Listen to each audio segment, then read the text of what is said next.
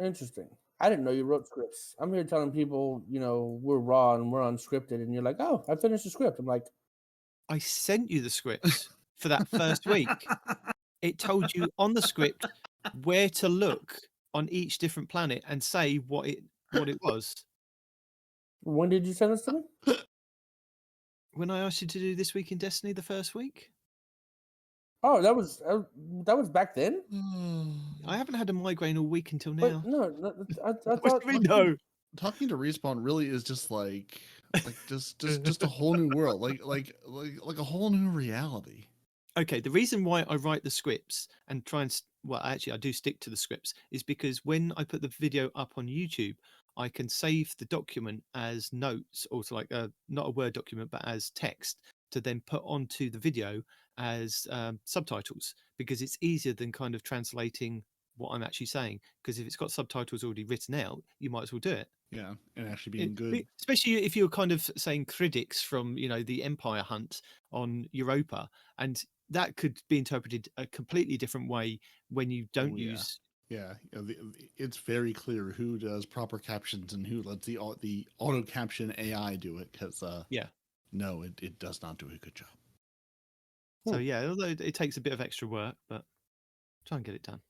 Good job. Yeah. So should we start the show? Don't we need a script? We do. Bungie has provided us 3 separate scripts. Would you like to start with the Hotfix script, the Lightfall Crucible update script, or the TWAB script? Well, I'll tell you what. I'll run the titles, and then we'll come back. Sounds good. Welcome to Two Titans and a Hunter, a Destiny 2 podcast, dedicated in bringing you all the latest information, news, and opinions. This is the best show for new and veteran Guardians alike, where we share tips, tricks, and tools to help you succeed and enjoy playing even more. So with all that said, let me hand you over to your hosts, the Triumph Hunting Titan Nitedemon, the pink-panted pansy Peroty, and your Hunter Master Rager, Mr. No One Respawns in Real Life! Now we're back. Yay! We did a thing. Well, I did a thing. You didn't really do much of a thing. Wow, just gonna put me on blast like that, huh? All right. Whatever. Yes, indeed. So welcome to the show, everyone. If you've just joined us, I'm Nitedemon. Hi, Demon. British host. Mm-hmm. I have a roving reporter Respawn this week who is in where? Rome, Georgia. Rome, Georgia. And Peroty is at home playing Iron Banner, like a good Titan should be. Because who leaves the house? A happy door is a closed door. Exactly. So, Crucible, hey guys. Crucible. We got a full-on Lightfall, like even just a Crucible update at all, like a full article about the Crucible for the first time since the Dark Ages. Yeah, thereabouts. I'm sure it's also somebody the first time we had Crucible and Trials at the same time. Not Crucible, Iron Banner and Trials at the same time. It's been a while since we had that. You don't have them at the same time. They go back. Grenadier Jake disagrees. Grenadier Jake played Trials this week. On Monday he did. No. This week it was there on Friday. It was there for about an hour and a half on Friday while Iron Banner was up. Okay, yes. Just like Iron Banner was up last week. Yeah, like Iron Banner or rather Snowden was there before he was taken away. Listen. The guys who write the things that happen and the ones who do the coding are not the same teams. Sometimes things... No, but we know why it went like that. It's because Iron Banner was meant to be the previous week, and this week, it was meant to be Trials. So they just had to unplug the plug that said Trials and unplug the one that, said Iron Banner in. They That's not how coding works, but it is how coding works. In my head, it's like one of those old telephone switchboards where they take out the plugs and they put it in different plugs to, there you go. All sorted. Mm-hmm. Well, guys, I have a surprise for you. No, you don't. Surprise for everybody. Nope. I've invited a guest to come and join us. He's on his way right now. Is it blue? No, it's somebody that loves playing Crucible, and I thought, Is it Micah? I'll invite him in, and I think he's here. Is it Micah? No, It's not Micah. it's not. It's not Micah. It's not. Is it AZ? If you check who's No. in the podcast recording, you'll be able to see who it is. Stop asking Mm-mm. silly questions. Can't do that. Can't do that. It's our Is friend. it, No, I'm just gonna tell you who it is. You'll never guess. Is it a He's now Halloween guy? I'm getting a spooky vibe. I'm also getting a smelly vibe. It's weird. Smiley. I said sweaty and spooky. Okay, I thought you said Smiley. I also heard Indubitably, Smiley. you are correct. Yay! Stinky guy. How's everybody doing today? Living that dream. We are. We're living lots of dreams and lots of nightmares, Mhm.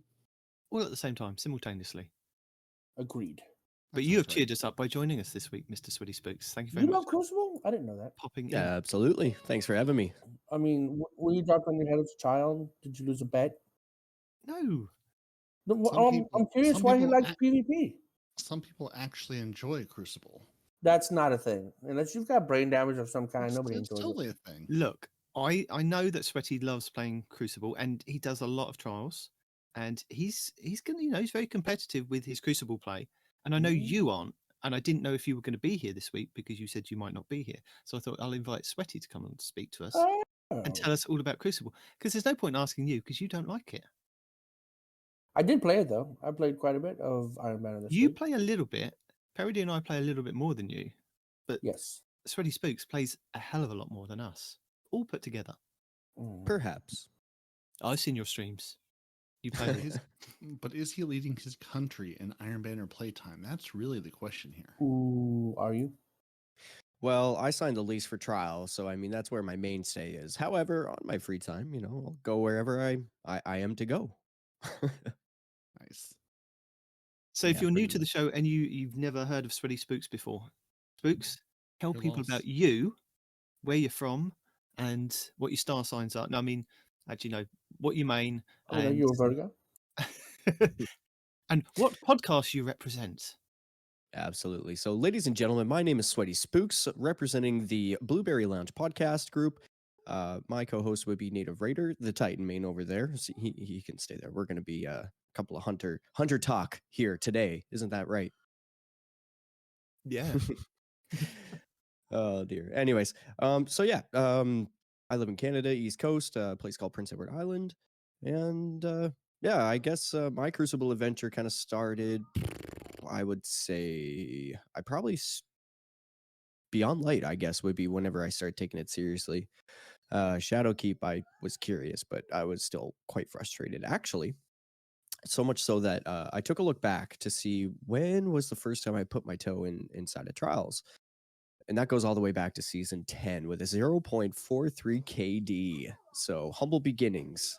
I can very much speak to that journey. But again, it's quite a perspective. But yeah, that's me in a nutshell. I like to stream sometimes.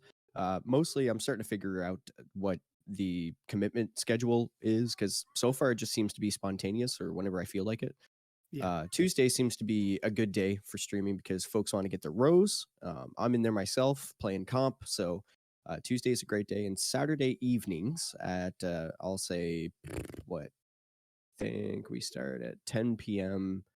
Eastern Standard or 9. I can't remember, one of those two. Anyways, I decided that when we wanted to start recording the show that I would stream it to my channel, just so that way if anybody wanted a sneak peek behind the curtain type of thing, it's just a little place for extra content. But yeah, so that's me. And he's a hunter man, like you said. Yes. So 100% hunter main. don't Now, skip on that. speaking Just of wanted that to right find me a quickly, friend. I started as a warlock because I was bullied by the Destiny 2 community to start as a warlock. You saw the light. That's all that matters. So I didn't like the jump, the floaty floats. It didn't feel right with me. So let's see, that would have been Forsaken. Going into Shadowkeep, I would main a Titan for that whole year. And I had some fun. I was starting to figure out some weapons. I was like, okay, Suros, Regime, and Punchy Punch, and we go Arc Titan. So that was a lot of fun there. But Beyond Light, during the time, Bungie did a really swell job of selling the Revenant Hunter to me. And I was like, oh, this looks cool. yeah, I was definitely one of those guys for that year. I'm sorry, Gator. The ice show. So yeah, and then from discovering Hunter, I would main it from there. The things that I liked about it that were a little bit different is I guess my play style is very movement based. I don't like to bunker down into a spot or stay in one spot for too long. I like to keep a nice strong presence in Crucible, just to kind of keep the pressure on. So that way I can kind of hope that by applying pressure and staying out of your shots, you're going to slip up somewhere where I can sneak one sneaky bullet between the eyes. But I don't know. It just takes some time and practice. Like I said, my adventure began with a 0.43 KD, not just in trials, but overall. So, like I said, I could definitely speak to the adventure or the commitment or the journey, rather, and a lot of the pain points that you go through, and how to get past those things.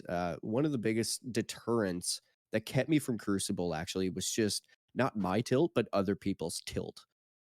If I was on a fire team and everybody was like freaking out over every little death, it just made it really difficult to focus and like really understand what actually killed you, because it's just like everybody's yelling about TTKs and stuff. I'm like, I don't know what's going on here. I'm new to town. You guys are all freaking out. I don't know what's going on. Yeah, I think I can agree with you. It was a bit like that with Destiny 1. It was, I think, 3/4 of the way through its life before I realized that the KD actually meant something. And, just like you've been playing casually in Crucible, going and doing bounties, just messing about and having fun. And I set myself a goal before the end of Destiny 1's life and Destiny 2 was released. I was like, I need to get to a 1.0 KD from, I think I was something like 0.64. And there was a couple of us that were trying to do it. I think Detrick was another one that had a really low KD, and we were really pushing ourselves to go above and beyond to get that percent. It was a hell of a trip to kind of get that back up to 1% because we messed about so much and really tanked our KDs. But yeah. Yeah. Yeah, I feel that too. And I mean, like, I'm of the personal opinion that stats, although are important, they don't tell the whole story. Stats are not necessarily a reflection of one's skill, but a reflection of their time investment and the footprints of how said events went. So as an example, in trials, you can have a person who has 3,000 plus hours in the game, with really high stats and might get stomped out. Whereas on the enemy team, there might be somebody in all blue gear, very little time invested, and then just completely stomp the other team. Like, stats, you have to be careful with them. You take it kind of like a rough outline of what you're about to face, but don't take it verbatim. As an example, most folks tend to think that when they're facing me in trials, they think they're going to just walk right through me. Why? Because I'm less than a 1.0 KD. And that is because of, I'll say at this point, 10 seasons of growth and learning. Yeah. My seasonal KD right now is somewhere between 1.5, 1.75. I think in trials, it's a positive KD right now. Not KDA, KD. Yeah. So, but now that it feels gross for me to say that out loud, because it makes me think that, okay, I'm that guy that's like, oh, look at me. But that's not what it's about at all. And a lot of people mistake it for that, but it's more like, hey, I worked on this thing really hard that everybody's been talking in the middle of all of the and I made it. Sorry, pardon my French. I remember we don't talk those words here. That's I am right. so There's sorry. dolphins there. It's all right. There's going to be a little dolphin there. My apologies, folks. Coming back to the main point, it's just like, hey, I put in a lot of work for this. I worked really hard, and I just want to celebrate it with somebody. And a lot of the times people take that as, oh, he's showing ego, and it's not ego at all. Why not? If you've earned it, let it be ego. If you've earned it, you've earned the ego. I don't understand. No, do it, bro. Rock it. I can explain this, and one of the reasons, the deterrence that comes with that I was talking about with Nitedemon is ego, because let me give you an analogy, if you will. Huh? If you walk into a dojo, any dojo, doesn't matter what the martial art is, you walk into a martial arts dojo with ego, what happens? I got my ass kicked. Exactly.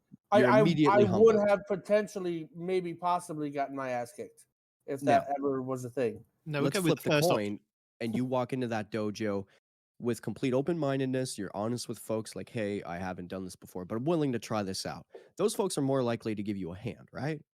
Yeah.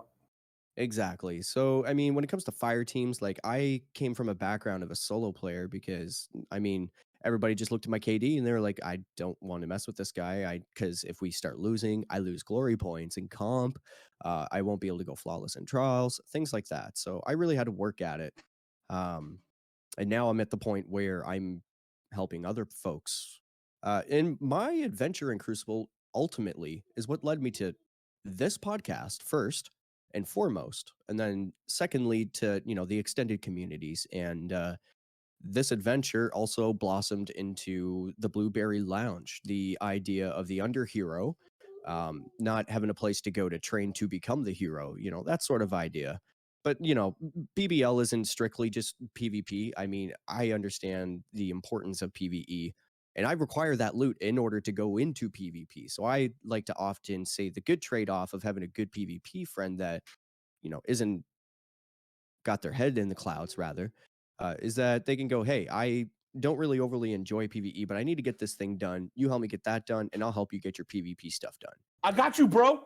Right? It's a good trade-off, I think. I still ain't never been to Mars. Not the Lighthouse, yeah. Thank you. Never been to Yes, the that thing. Lighthouse. I don't even know what it's called. You see what I mean? The I- little I'm gonna engine wait can't for, do it under his own steam here. I'm going to wait for Nitedemon to lead the way here, but I got the whole Crucible update up, ready to talk about all of that stuff. So, but I don't want to dive into that without Nitedemon's permission. He's driving the bus today, so. No, bro. No, he tries to, but you know, I mean, Yeah, I do try and wrangle, but It's just an illusion of control. I appreciate you playing into that illusion. the only control he has is editing. I mean, let's dive into it. I mean, I'm sure Yeah, there's somebody on Reddit right now going, it's been 492,627 hours since, you know, Bungie put out anything about Crucible, and they kept saying, we're going to give you a big Crucible update. We're going to give it to you. Well, they gave it to us. They did. It's here. Absolutely, they did. So let's just dive right into it, I guess. So we got the Lightfall Crucible update released by Bungie on March 22nd, 2023. I'm going to give you the TLDR version because it is quite long. And even still, the TLDR version might be a lot of information. I'm probably not going to unpack all of the details. What I'm going to say to you as a listener is if you want deep details, definitely keep in tune with Two Titans and a Hunter and / or check out the actual update yourself. I'm always going to encourage that. So that way there might be something in there that pertains to you that might stand out. That being said, here's the short and skinny part of it. So playlists and offerings, updates to map and game mode, waiting, now live. Clash is leaving quick play mid-season, and new connection-based matchmaking, CBMM, Crucible Rotator incoming mid-season. Matchmaking, a data-driven explanation of fireteam matchmaking. FTMM has replaced Freelance, which is now live. I can also speak to that as well. Upcoming FTMM adjustments mid-season and loose skill-based matchmaking settings are changing mid-season. The competitive division, competitive matchmaking and skill rating explained. Future skill ranking and matchmaking system adjustments. Upcoming competitive rewards mid-season and beyond, which is very exciting news. We'll get into that in a moment.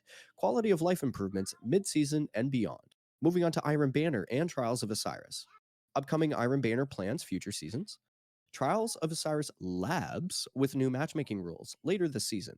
Preview of Season 21 Trials changes. New and returning game modes. Countdown Classic, Countdown Respawn, Countdown Rush, Checkmate. We want to start with a rundown of items we added in Season 19. So some of these things are already live and changes we are making to them. So overall playlists and offerings. We've done a lot of reflecting on player feedback to the Crucible changes we made at the start of Season 19. We recently moved Rumble back onto the Crucible screen full-time when Lightfall went live. Let's see here. Game mode. So increase the likelihood of getting control as the game mode over Clash. Maps. This is the one that I wanted to hit. okay. So increased weight. More likely to play on these maps. Javelin 4. The Burnout. Rusted Lands. Midtown. Wormhaven. Now, I know that most people are like, okay, so those maps sound familiar, but I can't remember them other than Javelin 4 off the top of my head. So we're just going to move on to the next one. Well, I've got Correct. some We questions are all for you saying in a that. second anyway on this. I have a theory behind that. Anyway, Standard Weight, Endless Veil, Altar of Flame, which we all remember, I'm sure, The Distant Shore, The Fortress, Pacifica, Radiant Cliffs, Bannerfall, Eternity, Widow's Court, Fragment, and Vostok. Those are all pretty good maps. Eternity, I actually really enjoy that map. Reduced weight, so less likely to play on these maps. Disjunction is the very first one on that list, and I'm clapping my hands in the air at the moment. Cathedral of Dusk, Twilight Gap, The Dead Cliffs, Clash only, Anomaly added back into the playlist at reduced weight, and Cauldron added back into the playlist at reduced weight, Clash only, not in playlist. Exodus Blue and Convergence. Upcoming changes section. Not going to read through that right quick, but there's a nice little screenshot there of what our menu's going to look like. Then they show some graphs in relation to the Fireteam matchmaking actually working in Season 19, may I add. So that was pretty nice. It gives you a breakdown of how skill is determined, which we're not going to break down that today. Competitive rewards, however, we will go into. Can I ask you a few questions, though? Absolutely. So, explain to me and the other listeners out there why these map weightings are kind of good for Crucible, because I'm just Sure. seeing a list of maps that some of them that like in standard weighting that I enjoy playing on, some of them in the reduced weighting I like playing on, and Mhm. the Exodus Blue I love.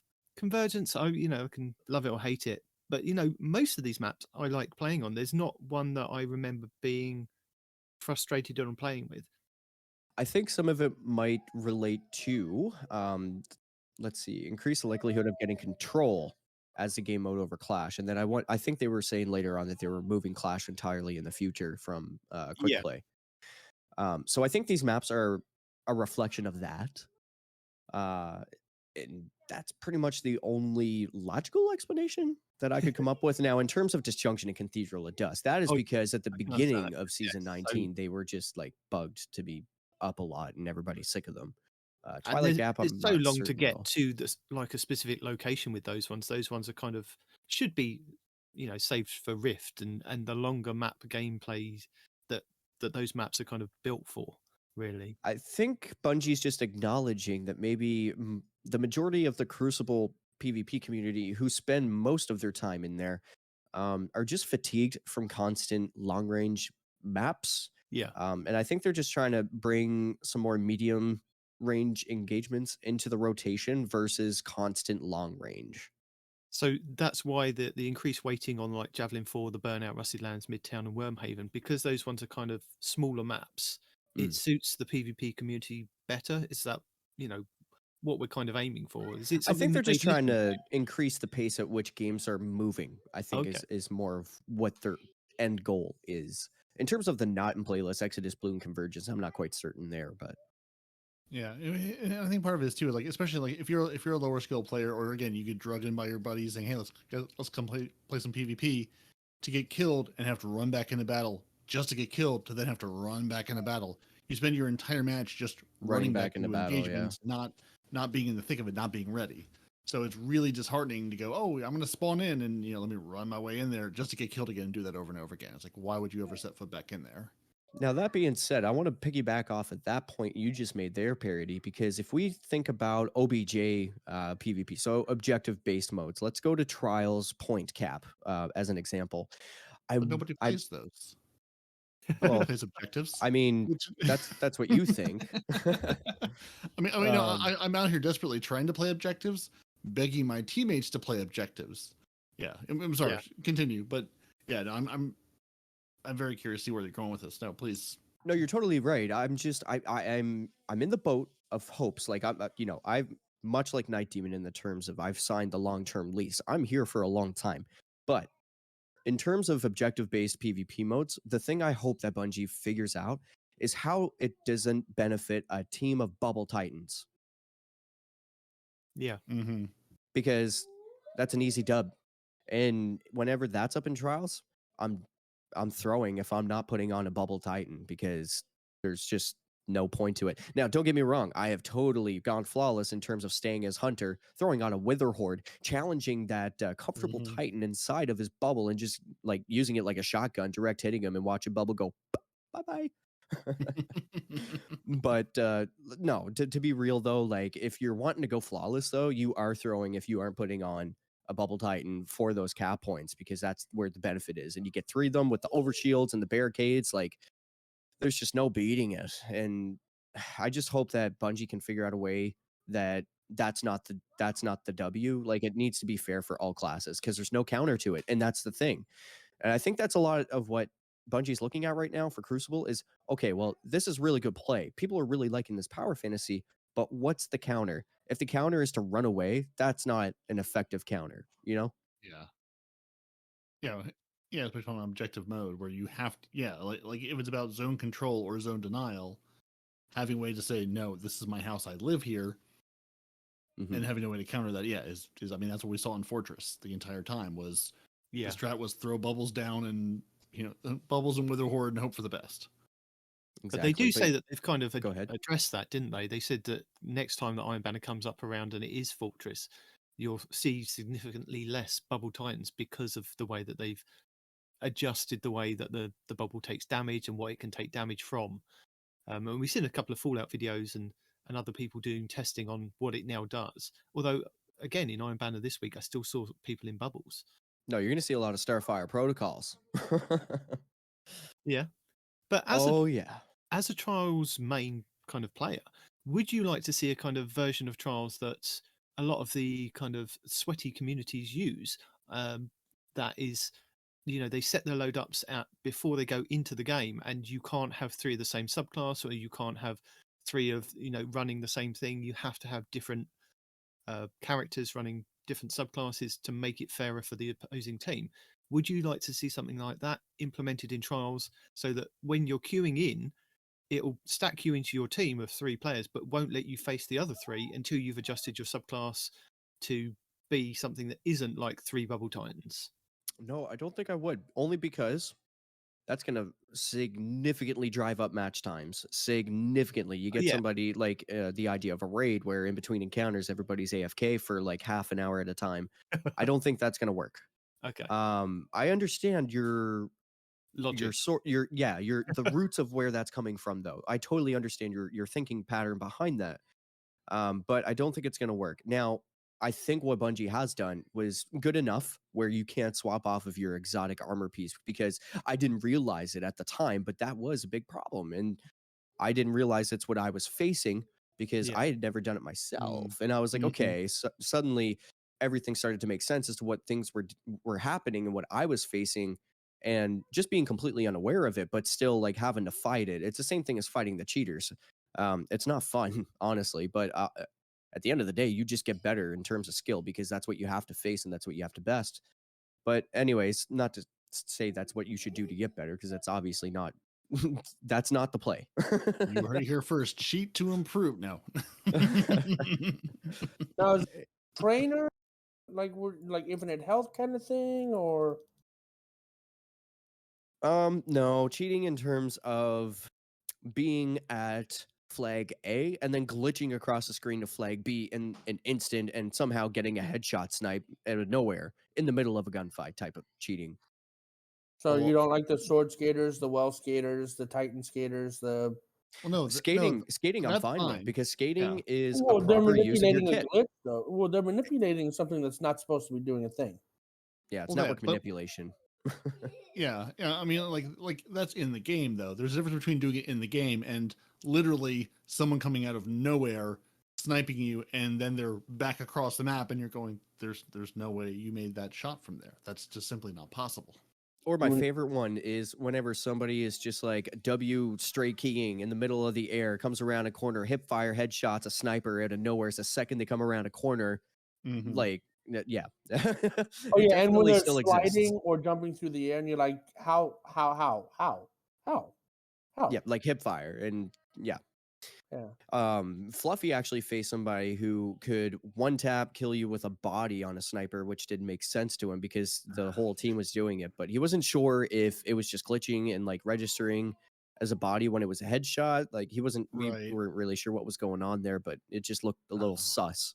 Yeah, yeah. I've faced some of those teams, and it's one of those. It's like, are you that good? Are you doing a thing I just don't know about, or are you cheating? Like it could be right on that line. If you're on a high end PC and something, you're just you're seeing the game faster than I am, and you're able to pull off, and the bullet magnetism in this versus going, no, you're straight out cheating. There's no question in my mind. You are absolutely cheating. And I've totally like logged in the next day and have had a player that you have or whatever has been banned. I was like, yes. Good. So to it does know. work. I would Validated. encourage it. Totally. Oh yeah. I mean, sometimes I'll send reports. I'm like, I'm going to send the report, and if they're cheating and they get banned, great. If not, I'll let Bungie sort it out. Yeah, I am perfectly fine with getting outskilled and outkilled or whatever. That is totally fine by me. It's the whole cheating thing that bothers me, but whatever. It's just because like I have over 3,000 hours in this game. I've not once cheated, nor have I felt the notion or care to. It's too much frickin' work. Plus 3,000 hours gone down the drain under the pretense that I supposedly loosely quoted got caught. Gross. Makes me feel sick. But anyways.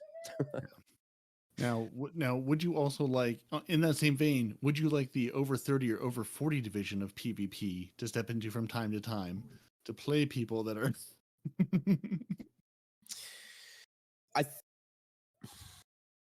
I would like to play with those friends, because if I could lend myself to them as a good experience in Crucible, meaning like they have good teammates to play with, they know their call outs, they know the maps. Like, I think it would change maybe their perspective on PvP, because you're not just getting rolled every farting time that you roll in there. And you're having those clear comms. Okay, Nitedemon, you got shoot through barricade on your left. Respawn, careful to right. You got one of those warlocks approaching you, and then I'm gonna go with you. We're gonna push together. Okay, we got him. There's gonna be another two after him to the, like, you know what I mean? So the callouts really help big time. But clear, precise callouts. Now, what I mean by that, comms is a big thing, a very big thing. Now, if you're just an Iron Banner farting around with your friends, that's fine. But if you're going to make the conscious decision to go into like comp and you want to hit that plat rank so you can get glorious or something like that, keep the chit chat to a minimum. Keep clear comms so that way you guys can clearly and precisely give out call outs at the moment you need it, instead of, well, me and Carol were at going for the picnic on the weekend, and oh, he's on to your left, by the way. Yeah, well, you know what I mean? Like, it's just, it doesn't work. And it's gonna affect your teammates as well in distracting them. You want to be focused up as best as you can. Now, that being said, just because you're all focused up doesn't mean you can lean into tilt. Try to keep tilt to a minimum, because that also affects your teammates. And at the end of the day, those folks are going to be the ones responsible for either getting your res or pulling clutch for you. So you want them to have as clear of a head as possible. So you're saying over there is a bad call out, or on your left, not the best call out? In relation to your current position when you're moving together, it's a great call out. I'll be like, Peroty, all right, I want you to go on that left sniping lane, but first I want you to pull out your sweet business and just hold the lane. I'm going to go in vis and move upwards to the other end of where that sniper is, and then I'm going to take him out, flank him. Perfect. Right? See? This works. All right, coming back to the article, however, Bungie does mention competitive rewards. What do I get for playing the good stuff in this highly competitive playlist? Do I get anything? Because currently I only get 1 rose for playing X amount of matches. Well, get an increasing Crucible rank multiplier based on your current division, which works in all playlists. Get 1 roll of, rose. We already know that. Find out where you stand among the rest of the Destiny PvP community. Earn the glorious seal by reaching plat, or gild it by reaching adept, as well as a number of other Crucible-related triumphs. One large note. At the start of Season 20, we shipped a bug where players could claim glorious or dredgen titles without completing all of the intended triumphs. Keep listening. Keep listening, listener. Guilty. In our mid-season patch, glorious and dredgen seal and guild claims will be reverted, and the errant triumphs removed. Any players who have completed all of the intended triumphs will immediately be able to reclaim their seal or guild. Any players who were only able to claim because of mistakenly included triumphs will need to complete the regular triumphs in order to reclaim. Veteran players with multiple guilds of Dredgen will maintain their guild counts through this change. So just a heads up for the players out there. You're safe, Peroty. Along with the mid-season patch, Lord Shax will have a new emblem for you if you are Ascendant 3 or higher. So basically, the second you reach Ascendant, you're going to get this very beautiful, very special emblem that they have included. Are you looking forward to this one? Yeah, Are you at that level yet? No, not quite. I am at Gold 1. I haven't been grinding plat at all, or sorry, comp this season. I've just been in trials, but me and Raider went in there last night. I started as a Gold 3 upon my placements. I made it all the way up to Gold 1 with him last night. That circle's almost done, so I imagine I just got to win a couple more matches to reach plat, and then I needed to get to Adept, and then from there, Ascendant. So there's still some work left for me, but I mean, I'm looking forward to the challenge, that's for sure.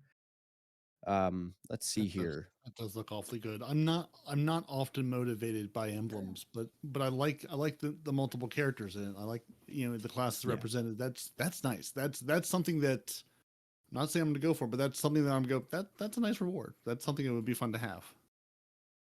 And imagine if you could just pair that with a Crucible transmat that also reflected your current rank in comp. So Season 21, I believe, is whenever they're going to be releasing that. Lord Shax has a new Season 21 Ascendant emblem. Trying to find it right quick. Yeah. Players for Silver. Yes. So Season 21, they are going to include that as well. And it looks pretty nice. The Ascendant one is like all green. It looks really cool. It gets bigger and bigger with each rank. Nice. Yeah, I suppose, people that play comp needed something just to kind of give them something apart from just kind of going in there and getting to, is it platinum, whatever, or Ascendant, and just sitting there and just not having anything to represent it. So having a transmat effect that actually changes for the different levels is, I think, a really good reward, and an emblem as well. I mean, I can't really say much about it because I don't play that much competitive, but is there anything else that you would like to see apart from them changing up, like the Rose is going to be changed to a sniper coming in Season 21?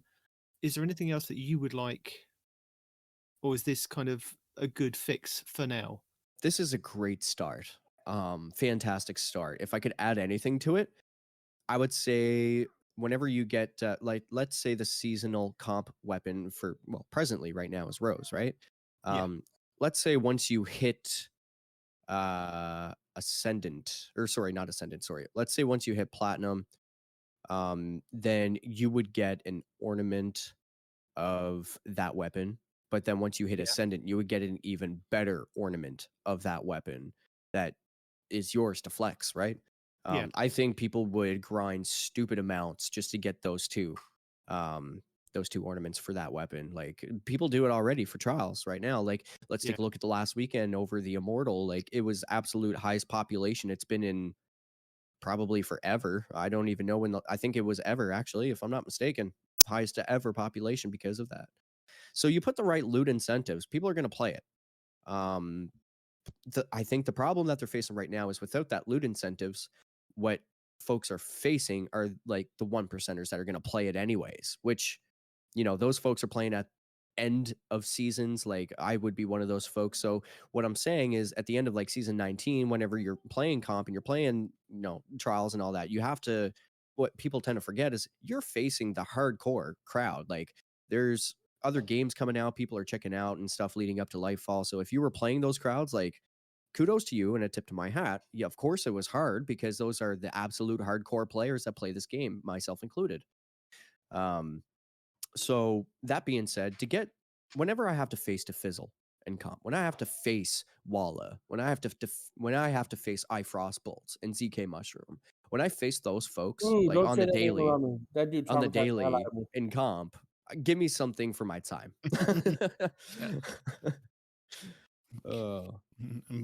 Something other than being a punching bag. Yeah. So apparently this was the second.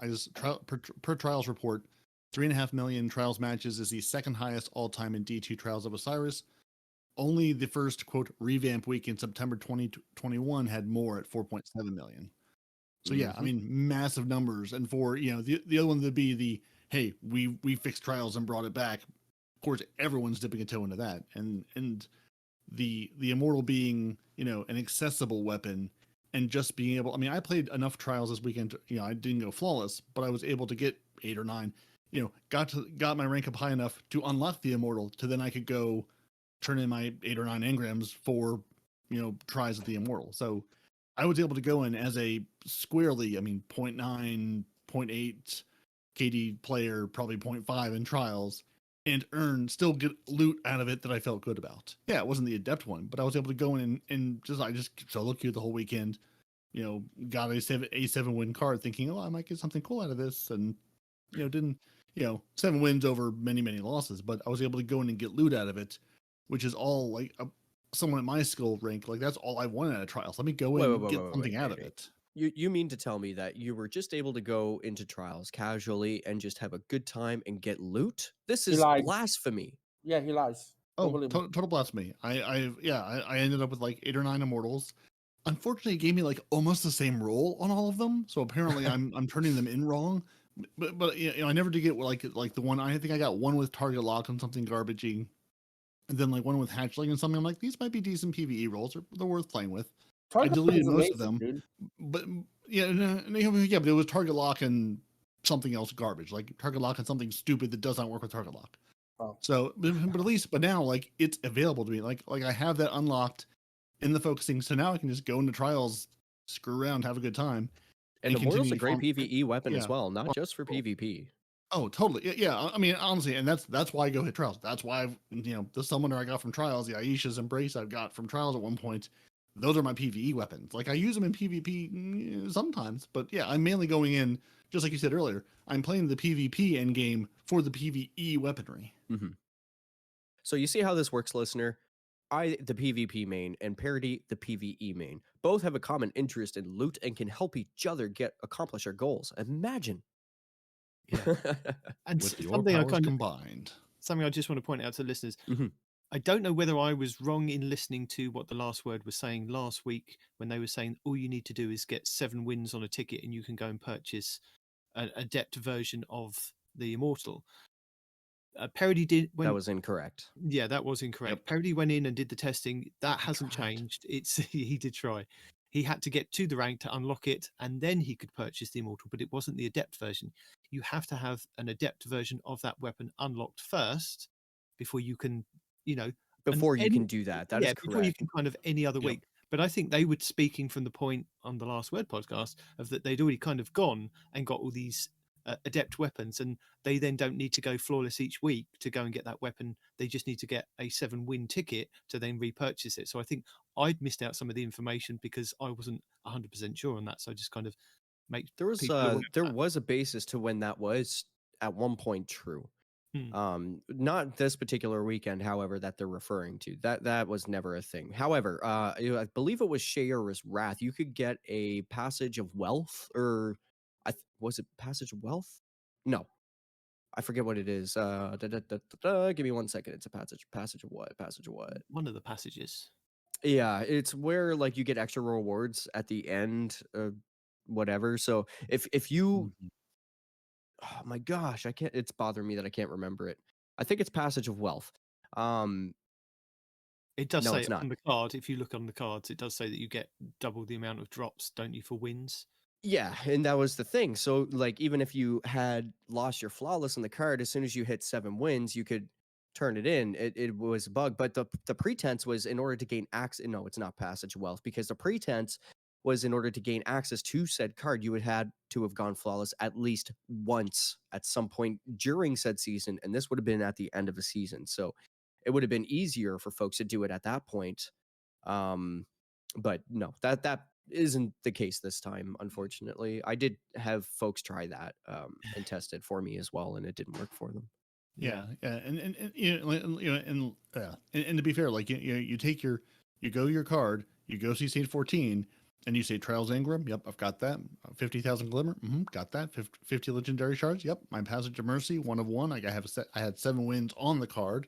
Yep, I said, yeah, I met all 4 requirements. Let me go get my Adept Immortal. Yeah, then you go there and it says, oh, must be in collections to unlock, which is also the same thing I did with the regular Immortal. So I said, well, I can grind to the regular Immortal. I just, I'm at rank, 6. I need to get to 10 or whatever it was. Let me go, get my regular Immortal unlocked. And then, which I also unlocked the machine gun in the process. And then I was able to go, okay, well, at least I can go down farm for this one. So, the card does say, oh yeah, just go in and do this. You can get this, flawless thing. Yeah, no, you still need in collections, which, we tried. We failed, but that's okay. Which also, I mean, I was sitting here going, I'm sure this isn't going to work. I'm sure there's still I still need to have one to be able to focus it. But yeah, let's just see maybe if Bungie, missed a line of code somewhere, didn't push the right button. We'll see what happens. We'll see if it's available to me. Well, it sounds like they're pushing all the right buttons, and they say it's a competitive quality of life mid-season change with the spawn overshields. So in the mid-season taking pack, a look at that, yeah, they are adjusting the spawn overshield from 52 health points to 150.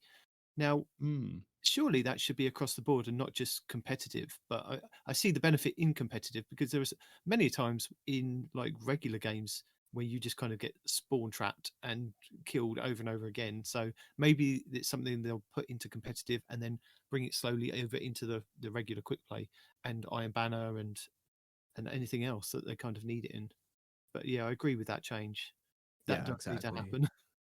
Yeah, especially with the placement of the spawns being suspect at times. Yes, and that's another thing they're actually adjusting as well. That they do make a note spawning of that. algorithms, they said that they're not being kept up with the time to kill, and the pace of the game has evolved over the years, so that they're committed to a wide range of spawning retunes across many maps and modes, with the goal of getting players back into the fight quicker, and if possible, near a friendly player, but always in a safe spot. Because it's not always in a safe spot, and it's your friend could have been in a safe spot. They could have get taken out, and then you spawn in, and then you get taken out, and that enemy's had 2 kills very easily. So yeah, nobody's safe anymore. So I heard you say that Clash was being removed from the rotator. So my quick play rotator is just going back to control. So is Clash being removed from the game entirely? Where's Clash going? Does that mean I get no more Clash? Up the top there. So it looks like they are going to put it into different rotators. It looks like there's going to be a Crucible Relentless rotator that will go between Rift, Zone Control, and Clash. So Clash will be in a rotator now versus sort of in the rotator with Control. So Rift, Zone Control, and Clash. And we're going to have a Crucible Party rotator with Mayhem, Scorched, and Momentum Control.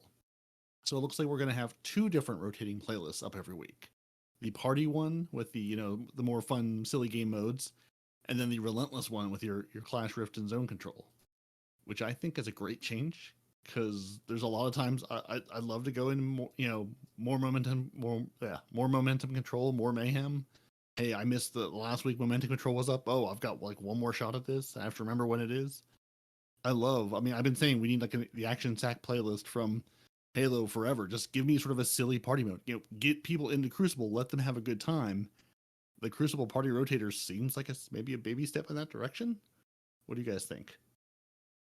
Yeah, I mean, again, it's adding another node when they took away nodes. So I don't know the reasoning behind this. I think half the reasoning is that people just didn't like playing Clash. They like sticking to Control. Control has always been one of the base game modes of Destiny, and it's always been one of the ones that people love to go in and play. And I think them adding Clash to it, although it kind of mixed it up a bit, and I think they probably found out that people obviously didn't like Clash as much. People play Clash in Control. Well, with some of those game modes too, like Clash could really drag out if the entire enemy team just kept sitting at the back of the map and rotating away and shooting anyone getting too close. I think that was just happening a lot, but that was more of a map rotation problem than it was a Clash problem, in my personal opinion.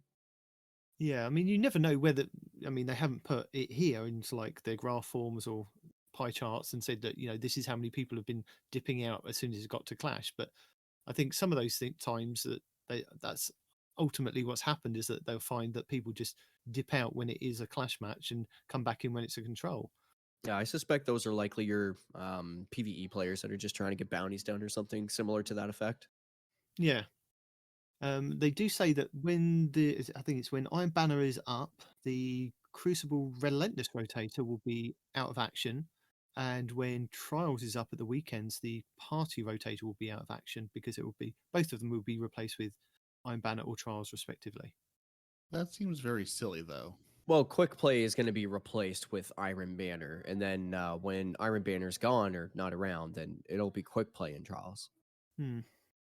Yeah, replacing the party with that seems very silly. Are we sure about that? Replacing like the party mode with Trials?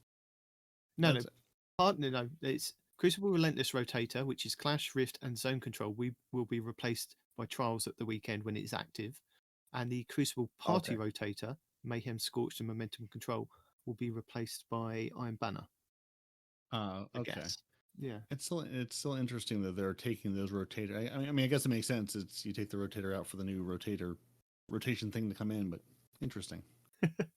It was, I mean, it'd be sort of nice. I mean, I guess, yeah. I mean, I was just thinking it'd be sort of nice if Trials is up and you're like, hey, you're talking to your friends. Hey, while all the good players are in Trials going for that loot, let's go play some party rotate. Let's go have a good time. Let's go hop out on the weekend and play some Mayhem and some Scorched. And I'm thinking in the back of my head is sometimes, how can we drag those respawns in our life into PvP and go, listen, we're gonna try to find a way to have a good experience. We're gonna have fun. We're gonna team up.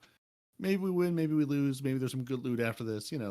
What can we do to get people in that isn't so sweaty and so competitive and so you're gonna get you're gonna sit here and just get mowed down the entire time. Obliteration. So basically, you'll be able to play Clash, Rift, and Zone Control until Trials appears at the weekend, and then the Relentless one, still Clash, Rift, and Zone Control, will always be there even when Iron Banner's there. Oh, so maybe they're replacing. Oh well, we'll see how it shakes out. We'll see how it goes. But all I can see is that when you come across your triumphs and your challenges for the season, instead of having to wait for like week 1, 5, and 9 for a specific game mode to come up, it will be there kind of all week, most of the week, for you to kind of dip in, get it done, rather than kind of miss out when that kind of comes back around, which is quite handy.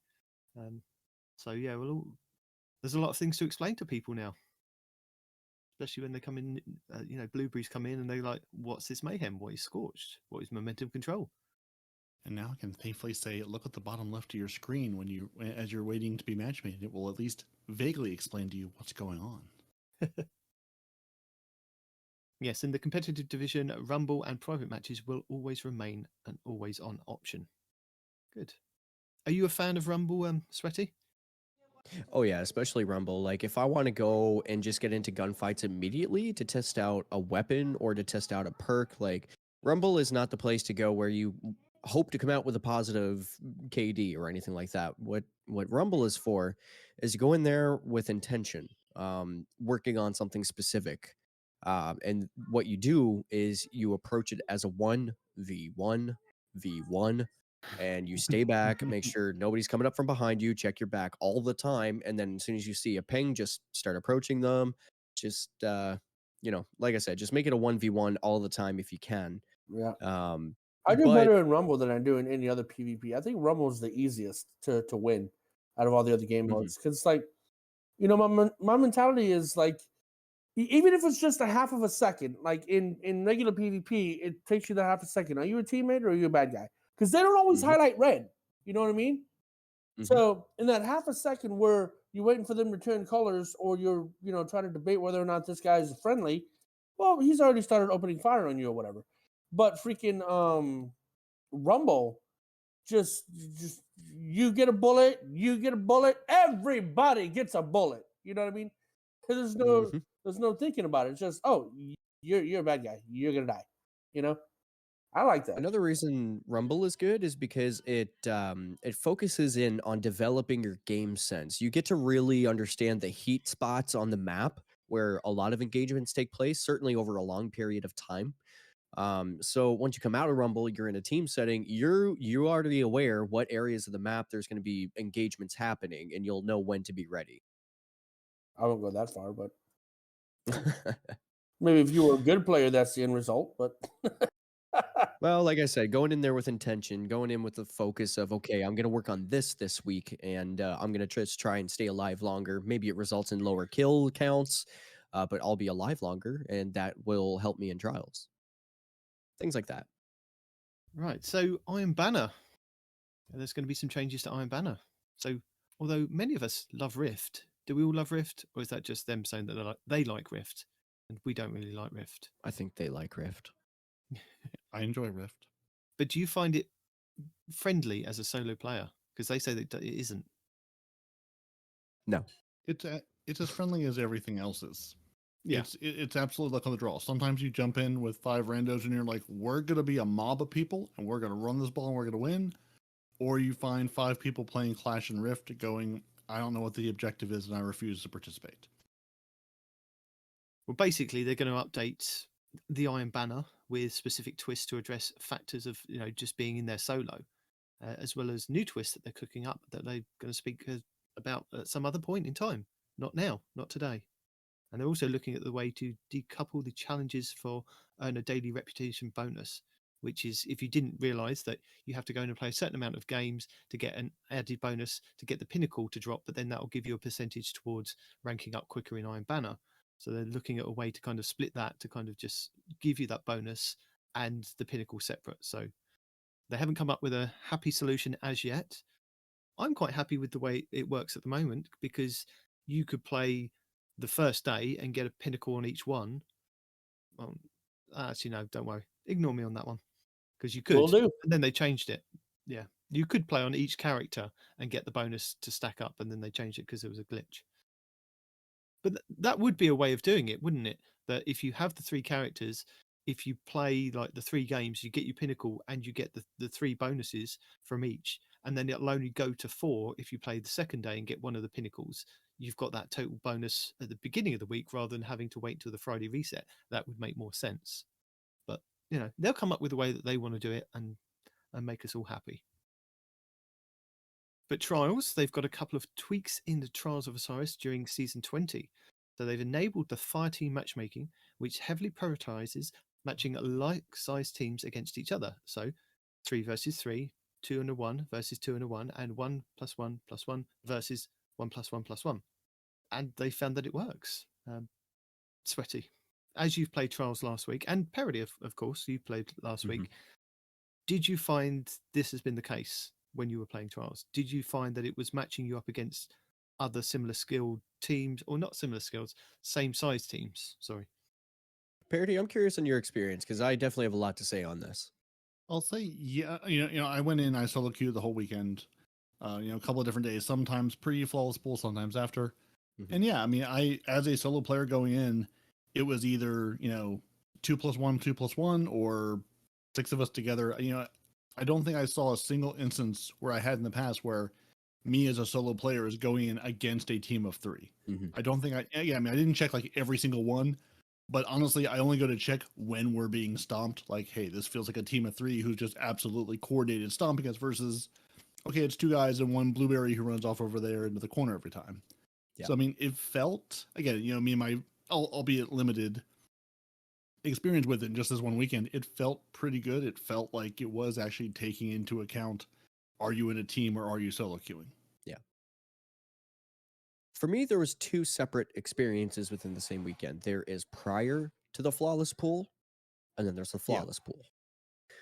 Prior to the flawless pool, I was 3 stacking at first because I am fortunate enough to know some cool people in the Trials community. However, what we found was as a 3 stack, it was harder, a lot harder. Well, I would face Defizzle that weekend. Who's another one? I think it was Pure Chill. That's his name. Okay. Folks like that. This is, of course, before the flawless pool. Now that we were just trying to help somebody rank up a little bit, so we didn't really care about the L's so much. But if we were really trying to go flawless, I do not think that 3 stacking, unless you're with like someone who's absolutely cracked, is the play to go flawless anymore. Not with the current system, at least until we see the mid-season updates, which we'll get into later. Now, I would try soloing and even 2 stacking because I wanted to try all the matchmaking. 2 stacking was pretty good. But you did run more of a risk of running into at least one of the pair that you're being paired up against being cracked. Now as a solo, it felt a lot more realistic. It felt like less and less and less, in terms of the less stacks up that, sorry, brain and mouth malfunction. The less stacks that I had on my fire team, the less likelihood it seemed that I was going to face someone who was just absolutely cracked, it seemed. As a solo person going in there, nobody has comms. It felt very realistic is the word I'm going to use. In comparison, that is. Now, once the flawless pool kicked in, it would still feel quite similar in teams of 3 stacking, and we're getting stomped out. Because as soon as flawless pool kicks in, there's a lot more of a population that jumps in because they foresee that as their opportunity to go flawless. So you're facing that. Now, again, if I went in solo after a little while, and that would be the point that I went flawless, was going in solo. It was interesting. I had to reset my card twice from the point that I was actually trying. I was just, like I said, going in solo as a void hunter boy, always in Viz, getting snipe headshots around corners, staying hidden, and just being a complete nuisance, basically. But being really helpful to my team. What I really excel at doing, not just in this game, but like Battlefield, any game where there's a medic involved, is like Apex Legends. I'm really good at reviving my teammates. That has always been a very niche, specific skill set that is unique to me. It's not my play style, though, because my play style is that aggressive, be all up in your face, keep a constant presence, and keep the pressure on you to slip up type of play style. But if one of my teammates happened to go down, you were in a gunfight, like let's say Nitedemon was in a gunfight with Peroty, Nitedemon goes down, but Peroty's still injured from that gunfight. I'm pushing in there hard and aggressive to finish him off, clean him up, and then go get that res. But anyways, I kind of forgot where I was going with that. You said there were 2 experiences. You said pre and post flawless pool. Right. So post flawless would be, or sorry, the flawless pool, I guess, would be the point that I was making, that as a solo player, I was able to then feel like my chances of going flawless felt realistic, versus where when I was stacking and, you know, before the flawless pool, it was pretty crazy. But one of the things that I do like that Bungie mentioned that is true that they are going to be including in the mid-season patch, allow players to play with friends without worrying about whether they have gone flawless or not. The weekend that has just passed was the very first time that I had been in a position where I had to turn people down to play trials, and it did not feel good at all. Being the person who came from that solo experience background, who came from being the person that got turned down for the same reasons that I had to turn people down this weekend. It made me feel really gross, actually. I hated it. The main motivator for me to play this game is to play it with friends. And if I can't play it with friends, it makes me not want to play it at all, because that's what I'm here for, is the community, our folks, our friends and stuff. So yeah, I think that's been one of the biggest things for quite some time, hasn't it? There's been a lot of people saying that they want to play with their friends, but they have to turn them down because they are now in the flawless pool, and it's going to hurt them playing, unless they don't mind constantly getting the losing. It's going to hurt their goals. Yeah, it's going to hurt. Yeah, unless they just don't care. But yeah. Now, one thing that I am excited about, though, is they're going to remove the motivation to reset cards in order to farm or carry. And they intend to better protect players who are struggling to find success in the playlist. But Nitedemon, how are they ever going to implement that? Well, that's going to be done through the new matchmaking. And how does that work, you may ask? Well, I am asking. We will now have 2 active always soft pools, in brackets. Soft means that matchmaking initially prefers not to blend the pools, but will if necessary to find a game. So there's going to be a challenger pool and a practice pool. I'm going to start with the practice pool. Okay. Yes, please. This pool is targeted at new or less experienced players, in brackets, players who are not yet ready to give going flawless a shot, and represents a place for them to dip their toes into trials without being thrown straight into Defizzle or Pure Chill or iFrostbolt or ZK Mushroom, basically straight into the deep end. This pool matches based on a connection and weekly performance, so how well you've done in trials this week, and resets every week. Only players with a flawed card or those on their very first game of the week can play in this pool. Everyone in your fire team must have a flawed card or be in their first game of the week. Not a problem, Bungie. This pool this pool has 2 forms of protection. The first is going to be stomp protection. So if you were consistently struggling, it will reduce your weekly performance rating to give you a slightly easier matches until you recover, and farming protection. So if the system detects that you or a fire team member are likely attempting to farm the practice pool, it will slow down your matchmaking times initially. And if you continue, it will lock you into the challenger pool for the remainder of the weekend, regardless of your card state. And that is the biggest W that I could possibly ever celebrate to playing with my friends in trials. But the interesting thing for that is that there is a change coming where one of the passage cards will give you 2 losses to still be able to get you to the lighthouse. So your mercy card, right, will now forgive 2 losses if you have not been flawless for the week. Now, if you have gone flawless, it'll be no different than it currently is, which is pretty awesome. So does that mean that you still need a flawed card? So you would still need both of those losses to count to still be in the practice pool? I take it that would class as a flawless or flawed card at that point because you've wasted both of those mercies. Well, if you wasted both your mercies, you're still good. It's only if you flunk after that you get the X. Okay. Yeah, because they're your forgiven, right? Your forgiveness. That seems to be like the way I'm thinking about this is basically you're in the practice pool. If you and your fire team are on a card that cannot take you to the lighthouse, you could win 20 games in a row in that practice pool, but you're all on flawed cards, so you're not going to the lighthouse. Yeah. And then, so if you have a chance at the lighthouse, it's going to move you into the challenger pool at some point. Yeah, I was just thinking that I didn't want people to kind of go, oh, if I lose one game and use the mercy, that counts as the flawed card, and I'm going to be in the practice pool and I'm going to be stomping. So you literally have to have a completely flawed card. And then again, you've got that stomp protection and the farming protection on there. Yep. So you won't see those people because it will have repercussions for them, which is quite nice. Significantly more accessible, which is what I wanted.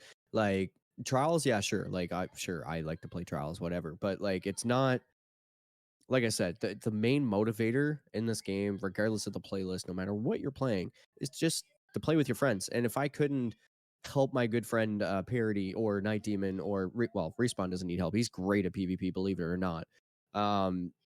If I couldn't just help my friends to accomplish their goals in the playlist that they're trying to go for, especially if it's a playlist that they aren't comfortable in, but I am, I want to be confident to be able to help those folks, and I don't want to turn them down. It makes me feel terrible, like literally. However, so we referenced the challenger pool. And some folks might be thinking, okay, well, if I get moved to the challenger pool, like I've heard this reference, what is the challenger pool?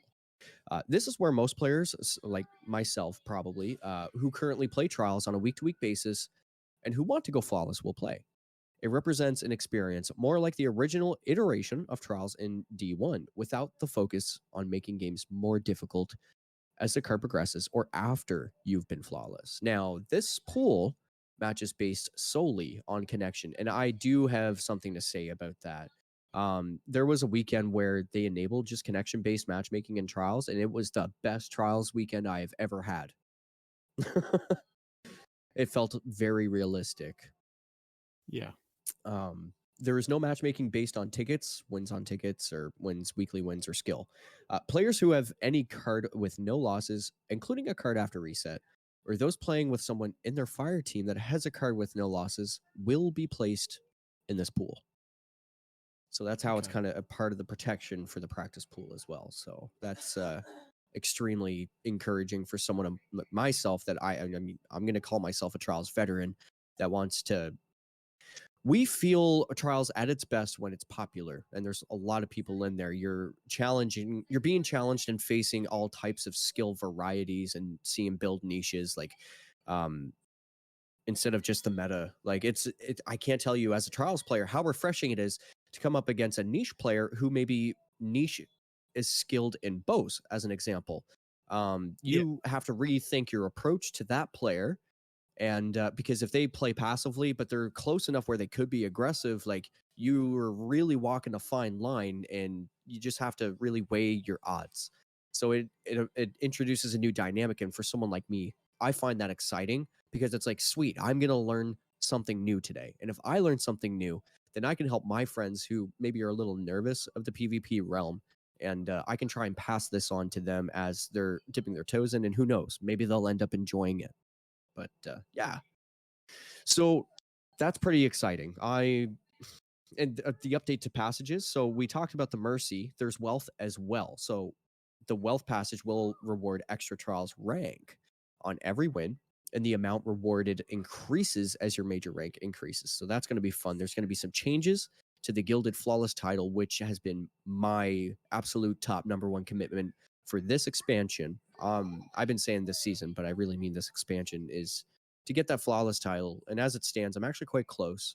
I just need to complete Passage of Confidence and do 2 carries. Now, the immediate thing I'm focusing on is Confidence, because that's going to be the hardest, where I get 7 wins without any L's.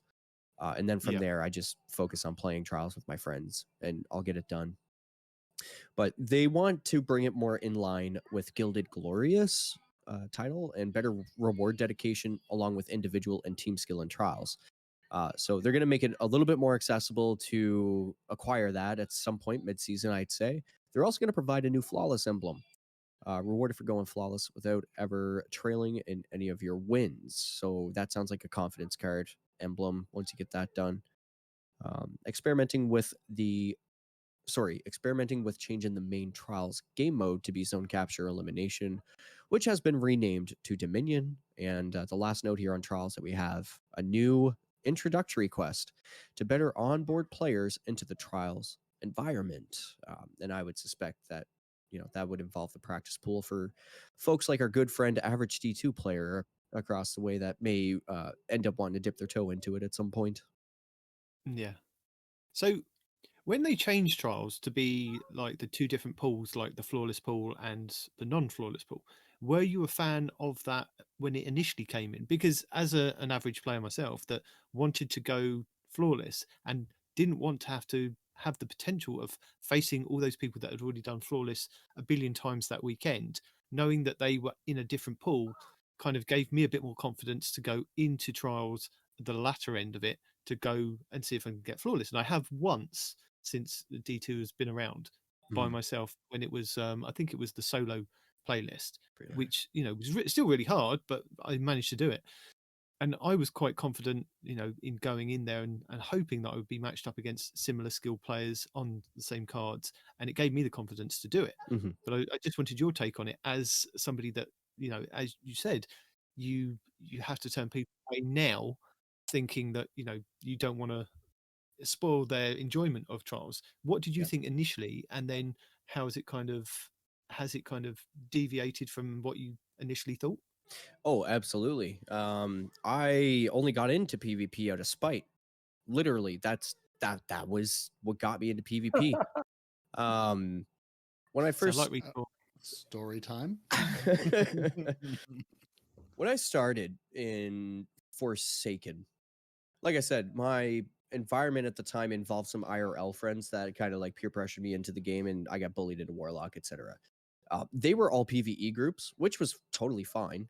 And then this would be the mountaintop time of NFs, Not Forgottens, Luna's Howls, things like that. And I just loathed having to go into Crucible for any amount of time, for any reason. It did not translate the same way as it did from Call of Duty. It didn't make any sense to me, and it made me angry and tilted me.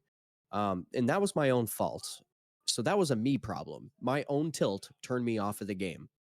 Well, PvP, that is. Everything else I was fine with. I loved Gambit more than PvP at that time. For real, I just said that. That's right. The Derelict was amazing. Don't you ever forget it. Anyways, so just remembering how much I loathed PvP and how much I despise it, how uncomfortable I was with it. I didn't like that feeling at all. And I'm very much the person where it's like, okay, you don't like something, get used to being uncomfortable. None of my friends liked PvP. I'd like at that point, I started almost surpassing the point of what my IRL friends taught me in this game. And they still play to this day, but they're like nowhere's near my level. They're just like, man, we just want to go into Gambit and get our bounties done and leave. Like, that's it. We don't care. I'm like, cool, man. I'm trying to go flawless. They're like, good luck, peace. But anyways, so that again, that search for a community, that search for wanting to find knowledge in terms of PvP, that spite of I'm bad, I want to get good. Oh my goodness, there's things called a podcast. Oh my goodness, I found a podcast called Two Titans and a Hunter, and they have all of the informations. I should probably listen to them. And after a few months of doing that every single day, I would notice a mega cast with GDC and other folks as well. And I was like, whoa, there's more than one podcast. Right. So no, there's not more than one. No.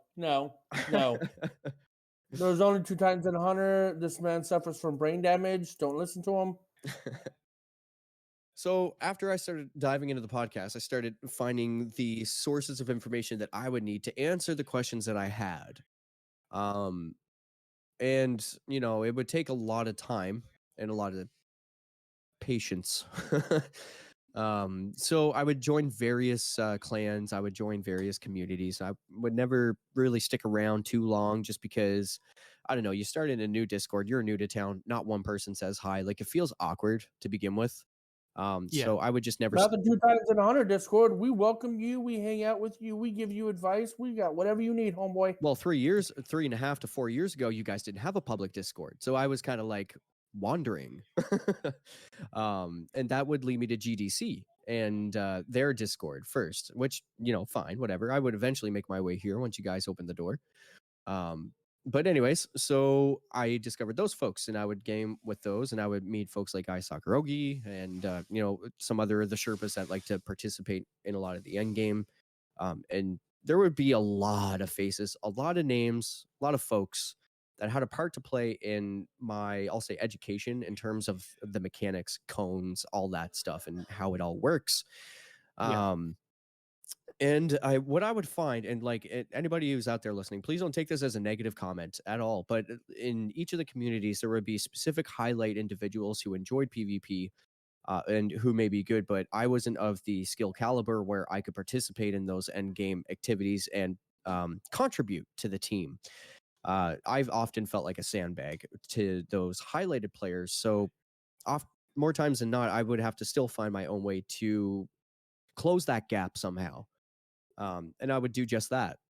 And, like I said, this weekend was the weekend where I actually had to turn down folks because I was able to go flawless and folks weren't flawless. And I was like, I'm sorry, but you're going to be playing like the top 1%. You're better off just doing it solo type of thing. But anyways, through the community, I earned my, I'll say, video game education, certainly with Respawn. Actually, Respawn would be really helpful with that because even when he screwed up, and like especially when he screwed up, because everybody would make it such it would make such a highlight of it in the episode, and you would get so worked up about it, but like you just would still work it out. And during those times, you would have my undivided attention about whatever the topic was. And you would flesh it out and come to an agreement with it. And then, okay, so that's what the answer is. And that helped me in my understanding a lot, believe it or not. It has a logical explanation as to how it helped. But not even just with you guys, but like the whole community as a whole. Everybody I find, everybody works together to help each other. Yeah. I mean, of course, there's going to be the bad apple here and there, but like, forget about the bad apples. Look at the highlighted good people that are trying to help other folks in the community. There's folks that want to help in this community. You just have to be able to connect with them and find them. It may take a little bit of time, but those folks that want to help are putting out content like Two Titans and a Hunter. They put out a podcast every week. They put out a YouTube video every week, giving you your this week in Destiny. Like, reach out to these communities. We all want to help people. So you get involved. Even if they're wrong. Especially if they're wrong. Well, yeah, because like you would make such a big deal out of it. And then eventually it was like, okay, I was wrong. Moving on. No, I started as a fan, and I would say that where I am today is a result of participating in the communities and being a viewer first and being a fan of everybody. You know, this whole Owl Sector Alliance, everybody as a whole. So everybody worked together to really help. I appreciate it. Yeah, I think that's the good thing is that as the Owl Sector, as you said, we all kind of work together and pool all our resources and get all our communities together. You don't necessarily have to be in the clan of one of ours. You could just be in the Discord server, or you could just be, message one of us and email one of the shows, and we'll get you in like a friend group somewhere so that you're kind of in contact with us and work from there. It's. And the cool thing that I really think is special about this particular group is each group is specialized in something. So like I noticed that there was no particular group specialized in PvP. So here we are with the Blueberry Lounge, there's the Guardian Hub, who, in my opinion, specializes in things like raids or triumph scoring and hunting. You could include that with the PTP as well. Lana, she likes to do her triumph score hunting. And don't get me wrong, there was like individuals from each community that would like PvP, but there wasn't any specific dedicated group to PvP, right? And then you have Guardian Downcast, who is very good with like if you're a new light or just starting or a returning player. And then you got Potato Thumbs Podcast, which not only are they like amazing people and will make you laugh every time that you listen to them, but they kind of like explore depths of all aspects of the game, right? And try to bring forward information that maybe not everybody's talking about. And they're really good at like connecting you with people that you need to get connected with to accomplish your goals. And they're just really good, straight up cool people. But yeah, like everybody, and this is what I mean by the Owl Sector Alliance. We all work together to accomplish everybody's goals, and we all have a particular niche. If somebody approached me and was like, hey, I need to do a master raid for X accomplishment, I'm like, sorry, dog. I got you. You go talk to Respawn. He's got you. I can't do that. But if you need help in trials, come talk to me, type of thing, right? So. Yeah, and that's the cool thing about all this is like we're all just people living our lives, working jobs, raising families, having kids. Like none of us are doing this as a career. We're exactly. just, I'm trying to. Even even if some of us want to, but yeah, but like we've all come to this game as, hey, a buddy dragged me in here, or hey, someone said, oh, there's this game Destiny that looks fun, we should try that out, and now we all got stuck here. But yeah, like we've all sort of come to this separately and found and built communities around it, which is just there's no reason to shut the door on new people because that's how we all ended up here. Exactly. That's why we're talking to you today. That's why we're here doing what we do. Is we stumbled across people and we're like, hey, you seem tolerable, like a decent human being. We should be friends. Yeah, exactly. Well, that's not how they came across with me, but well, I mean, then there's Respawn, which there's the exception that proves every rule. Okay, it's like damn, he's so good at raids. just mute him and move on. Just mute him and move on. Just mute him and move on. Well, you see, if you just mute him, you'll never know. Those comms aren't important. It's fine. You see, there's a difference between an and an that means well. True, that's true. Sorry, I know we're gonna get a couple dolphins in there. I'll make you a better person, though. That's how it works, You're not. And they're the most honest people you'll meet. Yeah. They'll never give you any half-ass answer. It's always going to be straight to the point. Mm-hmm. Yeah. See, there's good points. Being an a-hole isn't always bad. Quotes. Oh dear. I can be. Yeah, but I'm not particularly unless I have to be. It's whenever I have to be that I'm not so nice because I don't want to be not nice to begin with. Sorry. Very rare. I want to see how you play with my brother Ryan. My brother Ryan, he is that partially Canadian DNA or is that no, my brother Ryan, who just got back into the game this season. He's been gone since you started, actually. And he used to be so good at trials, man. He'd be like, yo, I'm gonna take you to the tower, and this and that and the other, but we never win. But the point is, he would always do carries, and he was always the guy that if you needed to go, you went and talked to him. And just playing PvP with him in general, like we used to be on a team back in the day to play Call of Duty. We played professionally, and he'd be the guy that would stand at spawn, throw the throwing knife, and get a kill every time. I'm just like, you suck, dude. I think my love for PvP, like what you just said, reminded me of where it all started for me in terms of like online multiplayer FPS shooters. Yeah. That game would be Modern Warfare 3 for me.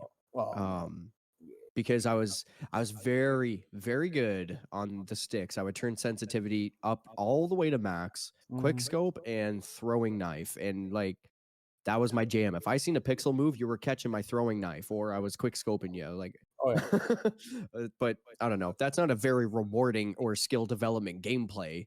And you kind of see that once you come over to Destiny. But yeah, it was a lot of fun.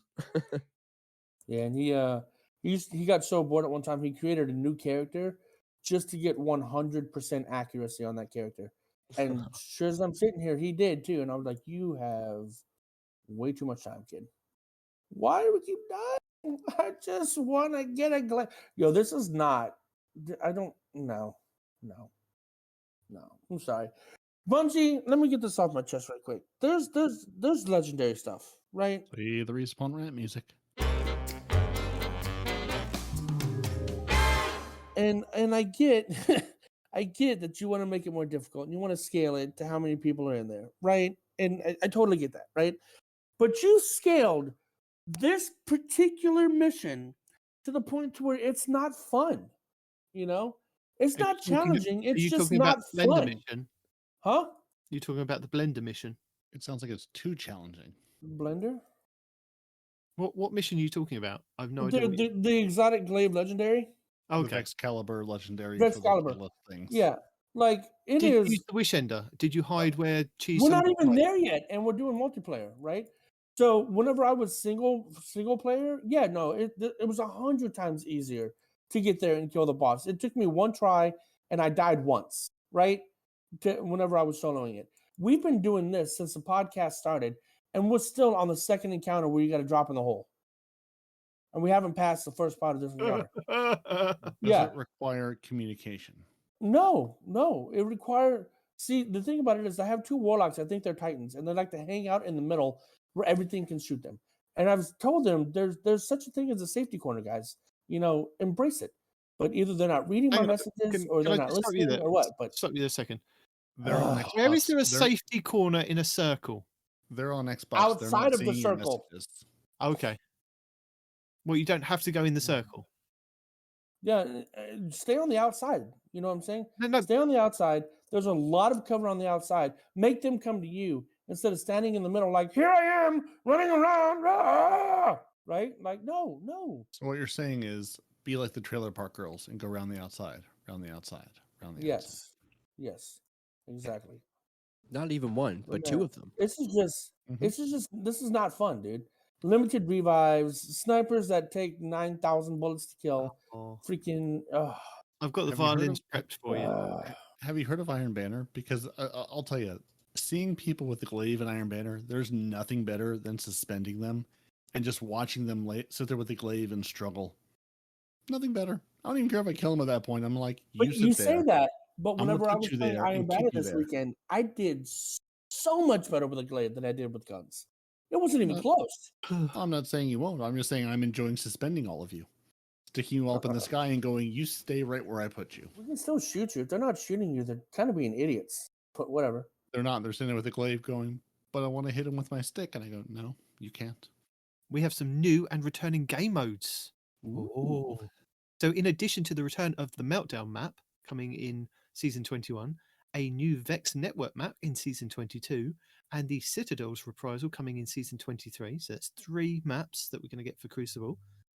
I'm excited. I'm excited to see Meltdown. I'm excited to see Citadel because they are ones that we've kind of played on before, and hopefully they've been tweaked so that they're not kind of, you don't get spawn trapped basically. So they're also planning several new and returning game modes to the Crucible rotation, starting with Countdown in Season 20. So Peroty, you know I like asking you this. What is Countdown? Oh, well, I mean, there's a number of different countdowns. Countdown Classic. Oh. It's basically you have an elimination team versus a team with Cabal charges. Once the charge exits play via defusal or detonation, the round ends. So basically, you're trying to either defend a bomb or to plant a bomb and blow something up. That's what you're trying to do. Mm-hmm. You've got 35 seconds to defuse the charge before it detonates as well. You do. And elimination rules are active, so if a team is eliminated, the last team standing gains the point. So with elimination, correct me if I'm wrong, that does mean that you can do revives as well. No, shut up, you. I'm trying to remember back when I played before. I think you can. Yeah, it's basically your attackers have one of two sites they can arm. So basically, like, if you think about it like Control, like you start at B, you're running to A and C, or vice versa. It's likely not the same exact points, but I think it was before. But basically, as the attacking team, you have two sites you can plant a bomb. Once you plant the bomb, then you have to defend it. You have to make sure that bomb sits there and counts all the way down without being killed. Because even if they kill your entire team, they also have to defuse the bomb. Mm-hmm. So it's a little bit of hide and defend your bomb, and also just not dying before that bomb can get defended, or before that bomb goes off. Played that game mode when it first came out, and one of my teammates was the guy guarding the bomb, and one of the enemy team, he thought everybody on the enemy team was dead, and he was dancing on the bomb. The enemy team low crawled behind him and defused the bomb while he was dancing on top of it, and I was just like, "You gotta be kidding me." That's very silly. Yeah, and if you're a defender, you have to defend. Basically keep an eye on both of the points. Figure out which one the other team is going to, and either kill them before they plant the bomb, or defuse the bomb once they've planted it.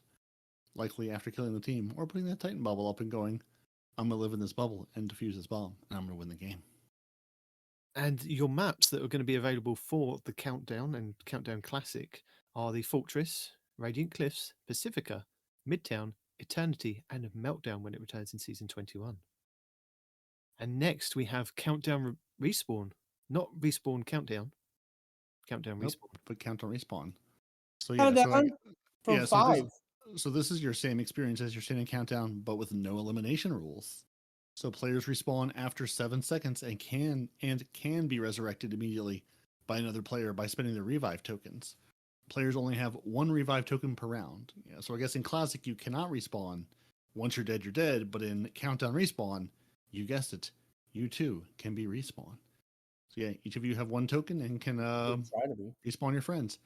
And other than that, the game mode is the same. Attack one of the 2 zones, plant the bomb, defend the bomb if you're a defender, and try to win the game. And it's the same set of maps as regular Countdown. But what happens if they tell me it's Countdown Rush? Am I rushing? Then you actually have to be a Russian EXO character. That's the prerequisite to getting into. No. Oh, so it's misspelled, was it? Very close. So Countdown Rush, almost the same thing, a little bit of a twist on your standard Countdown experiences. It features multiple charges per round. It also features the same respawn and resurrection rules as Countdown Respawn. So when a charge exits play via detonation or defusal, the other unarmed charge reactivates and is available to be armed. So say you rush to the first zone and you plant the bomb, the defending team's like, nope, kills you, deactivates your bomb. Now you can haul to the other zone, plant the bomb in the other spot, or be a super sneaky team and say, we're going to both at once and plant 2 bombs. And put a bomb in both places, so the defending team has to defuse both locations. Can you do that? I thought once the first bomb was planted, the other one disappears. Not in Countdown. Not in Countdown Rush, my friend. Huh. Not in Countdown Rush. No, it does say. Oh, okay, yeah. So it is 1 at a time. So yeah. Okay. So when the first one exits play, either because it's detonated or diffuses, then the other one becomes active. Oh. So I guess you can just rack up more points, and they do have the rules listed out here of ways to earn points. So basically, you can earn points quicker. Normally, either you score a point for detonating your bomb or defusing the bomb, depending which team you are. In Rush, you could potentially earn 2 points if you charge, plant both charges, and they're both armed, or I assume, disarm both charges. You could get as many as 2 points in a single round versus just 1. So yeah, lots of versions of Countdown. It's nice to see them taking a game mode and throwing some variations out there. Okay, so tell us about our new game mode, Checkmate. Well, that's just chess. Okay. Giant chess pieces, or are we just kind of have to be moved around a board? You do have to be moved around a board by a giant hand. Apparently, it's going to have a In new game rules intend to create a slower paced experience, where players will have more opportunity to react to encounters and where power spikes are earned rather than guaranteed. So this includes changes to how special ammo is acquired, ability recharge rates, weapon TTK, and player health settings. The mode is a significant shift from our core experience. So they're currently targeting season 22. So not this season, not next season, but the season after that, to have Checkmate enter the game. And excitingly, Checkmate has built as a modifier like we use for Nightfall, so they can easily apply multiple standard modes, giving them maximum flexibility going forward. So as they get closer to the final shape, we hope to convert some of the other modes like Momentum and Mayhem into modifiers as well.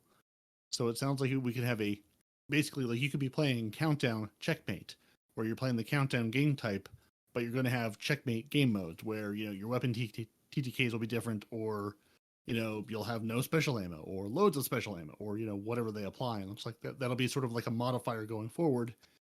Like they say, you could have Momentum Checkmate or Mayhem Checkmate, which yes, please give me Mayhem and more things. Give me Momentum and more things. I like that as a real simple twist. You've got these building blocks of let's take gun damage up to 11, throw that in another game mode. Let's see how it plays. Give me a variation. That's just another reason of getting people into Crucible. And those of us who play a lot of Crucible, give me something new to play. Give me a new twist on an old favorite. So I know Respawn's super excited to play the game mode named after him. What do you guys think about Countdown? Did you play Countdown? Do you care about Countdown? Are you excited to Countdown? Yeah, I'm quite excited to play any of the new stuff. It's just something different to play, and I think they do make note that they will be one of the variations of Countdown will be featured each week in the Crucible Labs starting in week 5. Because if you're wondering where it's going to be, Crucible Labs. Excellent. Which I generally shy away from. I don't tend to go in there as much. It's not normally a call for that. But as I keep saying, once I've got my light up to the highest light possible and there's no pinnacle grind for season 21, 22 and 23, I'm looking forward to just being able to sit down, get my triumphs done and play the game without having to worry about pinnacle. So I will be able to explore more and have more time to do more stuff in the game. Maybe toss a weekly challenge in there somewhere to, go play a Crucible Lab thing. Possibly, there probably will be. And that brings us to the end of our Crucible updates. Have you got any thoughts? Final thoughts? About Crucible? Yeah. Nope. It exists. He will still continue to ignore it. Moving on. People drag me into it every now and again. I'll eventually see what they all are up to, but am I excited about it? Not really. In the end, it's still space magic, and I like gunplay more than space magic when it comes to PvP. So, well, maybe you're excited about Destiny 2's Hotfix 7006 that they put out this week. Oh, totally. What does it do again? Because they did some things to your Root of Nightmares dungeons and raids. Well, raid in this case. They fixed an issue where players were being locked out of the red border chest after the weekly reset. So now you can actually, open the chest. They took the big padlock off it. Oh, nice. They fixed an issue where your focus light and your focus darkness wouldn't trigger in the Zoark encounter. Oh, thank you. Oh, that's so aggravating. Sorry, continue. They did earlier in the week say that they had fixed an issue where the Sunblight enemies could be damaged by the colony. And then they updated to say, just kidding. They said they fixed it. It isn't actually fixed. So they've crossed through that. So you can continue to use the colony to do damage to the Sunblight enemies. Mm-hmm. Yep. They say it will be fixed in a future update, just not this one. And also they fixed the issue where players could equip raid mods without obtaining them first. So yeah, that's very silly. The Shattered Throne, which we no longer care about because Nitedemon has thoroughly defeated it, but they fixed an issue where the dungeon node would not appear for some players. Just couldn't go into the Shattered Throne. Just couldn't find it. Gone. Weren't allowed. It was shattered. Great news for everyone. If you're trying to get into the EDZ, it should be unlocked for some players now. Some players couldn't get in. Now they should be able to. And also the Cabal Threshers were doing more damage than intended. That's a lie. Oh, those things are evil. They were intended to do that. That was a joke. I swear it was. That was somebody's inside joke thinking we'll just turn it up to 12. Not even 11, 12, just for a little bit of funsies. And then we'll tone it back down in a patch later. Yeah. And it wasn't even the damage that was crazy. Like I have it on recording. I was doing a recording while I was hanging out, and I turned the corner, right? And the Thresher's bullet came around the corner, turned 90 degrees, and killed me. I was like, you got to, there's no way. There is no way tracking is that strong on that damn Thresher. I believe, sir, you've just proved that it is absolutely strong. I was so tilted. Just no. But yeah, the damage is one thing. The tracking, yo, I wish anything on our side of the game would have a tracking that aggressive, man. I thought the freaking the Truth had aggressive tracking. That is nothing compared to Thresher rockets. Absolutely nothing. Those things will chase you. Those things will knock on your door to see if you're home and then let themselves in. Okay? It's crazy tracking. Dear Bungie, hijacking Threshers and taking control of them when? So if you've been running around with your Winterbite exotic glaive, it was benefiting from other glaive damage increasing perks. So they fixed an issue where it was benefiting from those, which I guess it shouldn't have been. Also, they fixed an issue where the glaive melee feed kills were showing the projectile label, which it wasn't because it's a big stick. They fixed an issue where the extra arc volley gained by the two-tailed fox's exotic catalyst was not firing properly. So even if you did the work and got the catalyst done, no, you didn't. Really? And also, some weapons were not available to some players. I assume some of those weapons are now available to some of those players. Oh, to all of those. Who's to say, really? They fixed an issue where if you equipped too many passive armor charge benefits, it would deactivate artifact perks. So that's good times. They fixed the empowered finished to count as a finisher mod for the purposes of mutual exclusivity.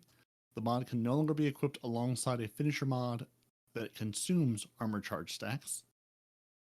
Having the ability to generate and spend armor charge stacks on the same mod was creating conditions where latency could sometimes cause a perk to activate in the incorrect order. So it would eat your armor charge before giving you an armor charge, and that's just silly, and nobody wants that. Additionally, when combined with stacks on stacks, empowering finish was circumventing the basic armor charge mechanics too easily, resulting in generating of too many orbs of power, ammo bricks, overshields, etc. The Untangler artifact perk will no longer trigger melee perks. If you were playing the game and you were trying to listen to a Mandarin voice, you were getting English. They've now fixed that, so you will get the proper language you selected. And finally, they increased the time to give commendations to other players after finishing certain activities. It's still broken and sometimes doesn't load at all. And if you're sitting here going, now I was working on rank 9, 10, 7, 8, and now all of a sudden I'm there, they moved the Legend Law Sector Solo and Legend Law Sector Flawless requirements from Guardian rank 7 to 8. They moved the Master Law Sector Solo and Flawless requirements from rank 9 to 10. Note, players will keep their earned progress after the Law Sector requirements are moved to the higher rank. It did not. I had to do it again. That is a lie. That is a lie. That is a lie. It's always you that it happens to. That no. The Well, commendations maybe the other because way. I had it now done so the fast sector or thing. whatever. But no, I had done the always legendary him. Lost It's Sector always thing, him. and I had already gone up in rank, and then the next rank it didn't count for me. Shoot. I mean, this just means I just finally hit enough commendations to get to rank 7 after the Lost Sector thing. So no, I'm already works at out in the my cusp favor. of 9. I think I only have to do like the thing that I can't do right now. The thing that's not even out yet. What the hell's it called? PvP. No, no. Master Raid. Huh? The Master Raid. Not the Master Raid. Master. First word. Nightfall. Nightfall. Grandmaster then. GMs. Grandmaster. Yes, that one. And that was our hotfix for the week. That's what we've hotfixed. Everything else is working beautifully unless you respawn, in which your whole game is broken. The glaive also, I didn't hear you say it. The glaive projectile for the heavy glaive is still broken. It still does about 2 to 3 times more damage than it's displaying. Broken stuff. We went into fixing stuff. That was the fixed stuff. Fix. Yeah, so you're right. It hasn't been fixed. So the hot fix is where we fix things. The hot breaks are where we break things. And I'm going to give you a hot take right here and now. I'm going to tell you what's happening this week in Destiny. Ooh.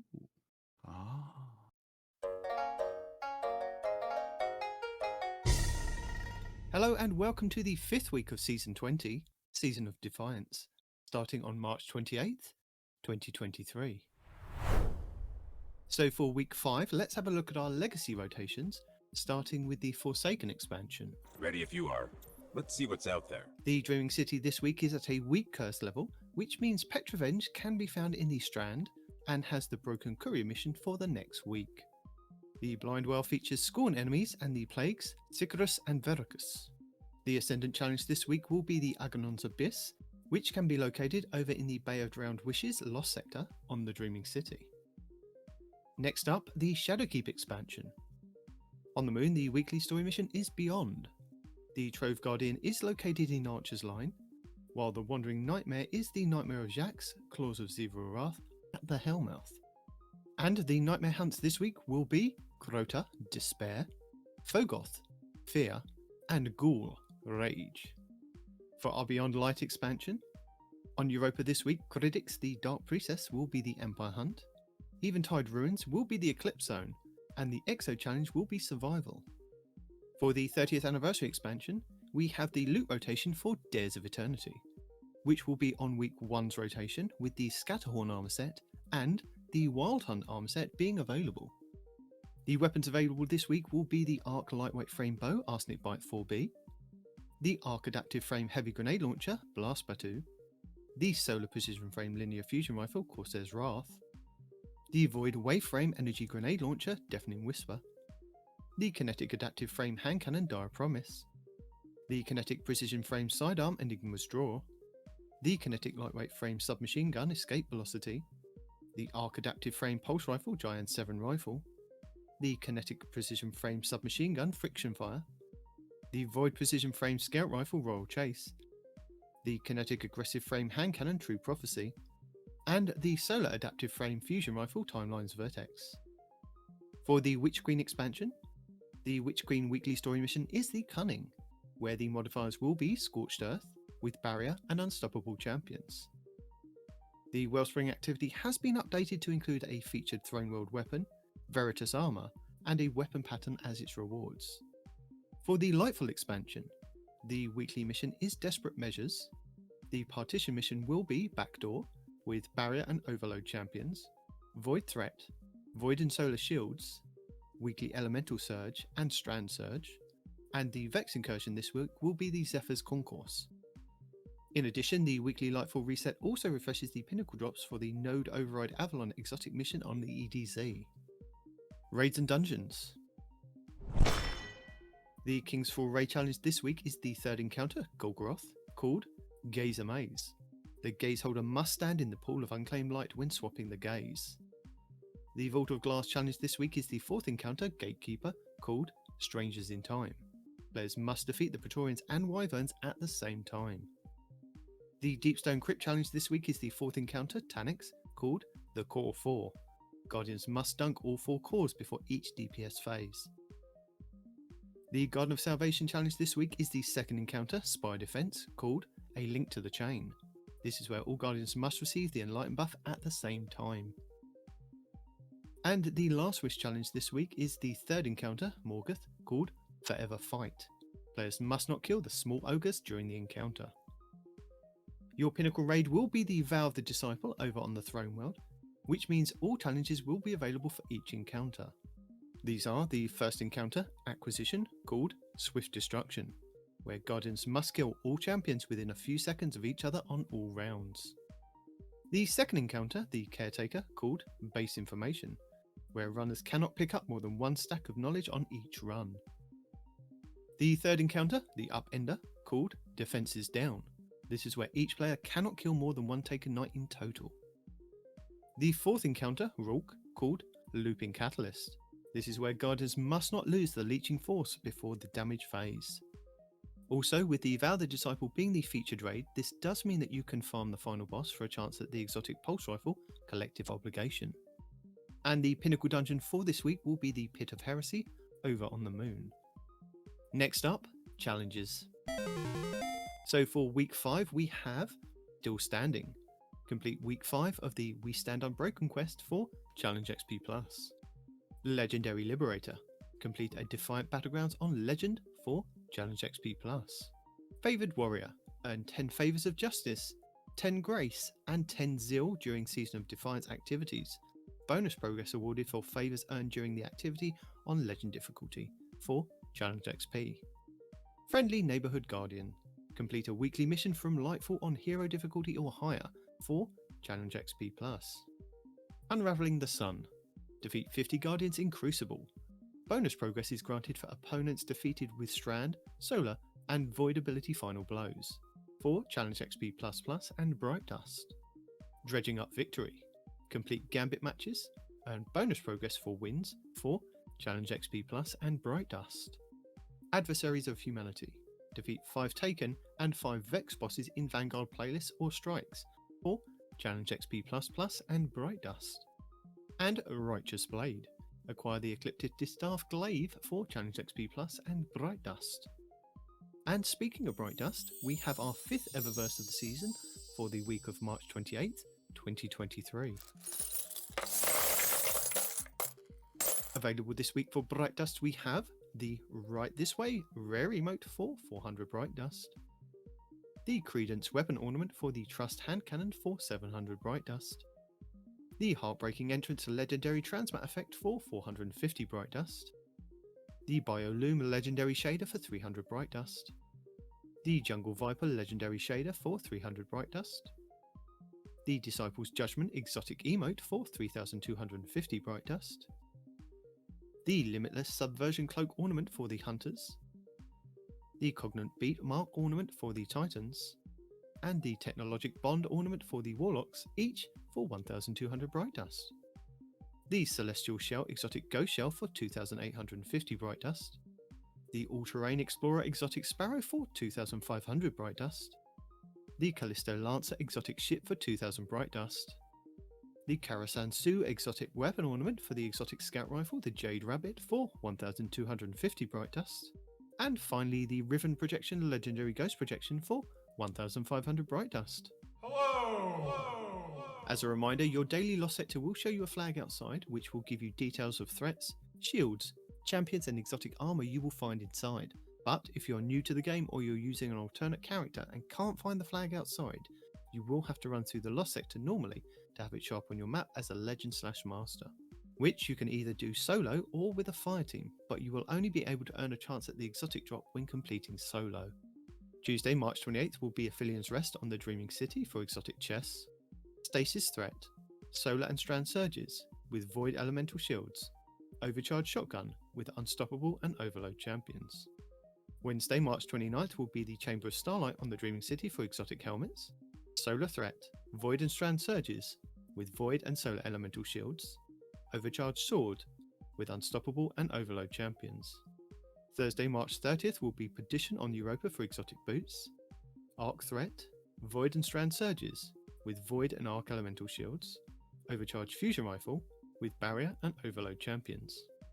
Friday, March 31st will be Bunker E15 on Europa for exotic gauntlets, Void Threat, Void and Strand Surges with Void Elemental Shields, Overcharged Grenade Launcher with Barrier and Overload Champions.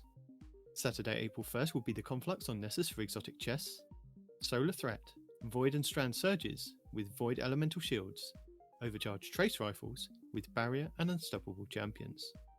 Sunday, April 2nd will be the Thrillerdrome on Neptune for exotic helmets, Void Threat, Void and Strand Surges with Void and Arc Elemental Shields, Overcharged Grenade Launcher with Barrier and Overload Champions. And finally, back round to Monday, April 3rd will be the Hydroponics Delta on Neptune for exotic boots, Void Threat, Solar and Strand Surges with no Elemental Shields, Overcharged Rocket Launchers with Barrier and Unstoppable Champions. Lead the way. Our 5th featured Nightfall will see us face off against Belmont in the Glassway over on Europa, where you have a chance to get a Pinnacle Engram if you complete the Nightfall with a score of 200k or more. This Nightfall will require you to own the Beyond Light expansion to play. You will be able to earn high-end gear for your characters, including the Nightfall featured weapon, exotic gear, enhancement cores, enhancement prisms, and ascendant shards. The higher the Nightfall difficulty, the more common the drop will be, with the featured weapon and exotic gear being uncommon at hero difficulty to being common with ascendant shards in Grandmasters. And as a reminder, the Grandmaster Nightfall difficulty will return on April 11th. Legend and lower Nightfalls will have 7 Barrier and 8 Overload Champions, with 3 Solar, 5 Void and 12 Arc shields. Masters will have 12 Barrier and 14 Overload, with 3 Solar and 8 Arc shields. Your Nightfall modifiers are Hero Difficulty, Maximum Effective Level, 1765. Matchmaking is available. Enemies have extra shields. Champion's Foe. You will face Barrier and Overload champions. You can either use Intrinsic Exotics, use a subclass debuff, or unlock anti-champion mods from the seasonal artifact. Scorched Earth. Enemies throw grenades significantly more often. Void Elemental Threat. 25% increase to Void incoming damage. Overcharged Weapons. Weapons overcharged from the seasonal artifact are active in this activity. Kinetic weapons do increased damage when your subclass element matches an active surge. An Elemental Surge, 25% bonus to outgoing elemental damage. Strand Surge, 25% bonus to outgoing strand damage. Overcharged Weapon, 25% bonus damage to a specific weapon. Galvanized, combatants have more health and are more difficult to stun. Legend, maximum effective level 1815, includes all previous modifiers. No matchmaking available. Equipment locked, you will be unable to change equipment once the mission starts. Master, maximum effective level 1820, includes all previous modifiers. Champion's Mob, this difficulty adds more champion enemies. And Togetherness, base health regen is reduced. If near another player, health regen is increased. To combat champions this season, you do have access to subclass counters, as well as a choice of intrinsic anti-champion artifact mods, which are Anti-Barrier Pulse and Anti-Barrier Sidearm, Overload Bow, Overload Submachine Gun and Auto Rifle, and a Medieval Champion, where glaives fire projectiles that stun unstoppable champions, swords stun Overload champions on consecutive hits. You also have exotic weapons and armor that can help with intrinsic mods as well. For Anti-Barrier, the Kinetic Bow Wishender, the Kinetic Linear Fusion Rifle Arbalest, the Kinetic Pulse Rifle Revision 0, the Solar Energy Hand Cannon Eriana's Vow, the Solar Heavy Sword The Lament, and the Titan Exotic Gauntlet Second Chance, which gain a second charge of your shield throw melee, which becomes shield piercing and stuns barrier champions. And for Overload, the Void Energy Bow Le Monarch, the Arc Energy Linear Trace Rifle Divinity, the Arc Heavy Machine Gun Thunderlord, and the Warlock Exotic Boots The Secant Filaments, which when you drop an Empowering Rift, any weapon that is fired from inside that well can cause an Overload champion to be stunned. Next up, Lord Shaxx brings Rift to the featured Crucible playlist for the 5th week of the season. Rift is a 6v6 game mode that focuses heavily on objective-based gameplay and not just killing the enemy team. Instead of accruing points based on defeating enemies, players can score points by picking up a spark and dunking it into their opponent's rift, which is near the enemy spawn. A team can either win by scoring 5 points before the opposing team can, by scoring 3 points without the enemy team getting a look in, or have more points when the time runs out. The spark spawns in the centre of the map and starts to charge after 6 seconds of the round starting, and becomes visible for all players on the map. After another 12 to 13 seconds, the spark is available for players to pick up, giving both teams approximately 20 seconds to fight over the spark before either side can pick it up. For 5 seconds after a player picks up the spark, they become marked on both teams' maps. After that, they are only marked on their own team's map unless they are in view of the enemy team. The carrier can only hold on to the spark for 1 minute and 15 seconds. After that, the spark detonates, killing the carrier and those around them before resetting. Should the carrier die in any way that isn't from the spark detonating, the spark drops at that location. If a player picks up the spark whilst in their super, they are immediately pulled out of their super. Furthermore, they will not gain more super energy whilst holding the spark, and will be unable to use their super even if it is fully charged. If a player dies, they must wait 10 seconds before they respawn, but their teammates can revive them during this time. This forces players to focus on teamwork to help push up on their enemies, but can also leave some players out of the game for an extended duration if their team can't or won't revive them. Delightful! And Saint 14 will be back on Friday at Reset to bring you another weekend of fun in the Trials of Osiris. As a reminder, Trials of Osiris is a 3v3 PvP high stakes variant of Elimination. Only available from Friday Reset until Tuesday Weekly Reset, Trials gives every player the chance to show off their PvP skills to obtain some of Destiny's most sought after weapons and armour. Players that compete in Trials of Osiris will have all of their games tracked through a passage card, a ticket purchased from Saint 14 in the lower hangar of the tower. Winning rounds and matches in Trials will grant exclusive weapons, armour, pinnacle gear, masterwork materials, and even adept gear for the most skilled players who can reach the lighthouse with a flawless ticket of 7 games won and no losses. 5 round wins will bag you that match for your passage card. By competing in trials, you do have a chance to pick up 2 pinnacle engrams from playing each week, one from 50 round wins and the other from winning 7 games. These do not have to be done all in one go, but you do have to complete them before the weekly reset. And to give you even more incentive to play trials this upcoming weekend, there will be double XP available in the trials playlist. So if you want to fast track in boosting those ranks to get your hands on that hot new submachine gun, the Immortal, or reprise shotgun, the Astral Horizon, then this will be a good start. That is amazing. And that's it for the 5th week of Season of Defiance. Guardian down.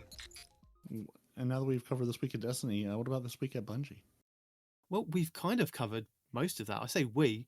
Spookz has done most of the talking for us this week on the Crucible stuff.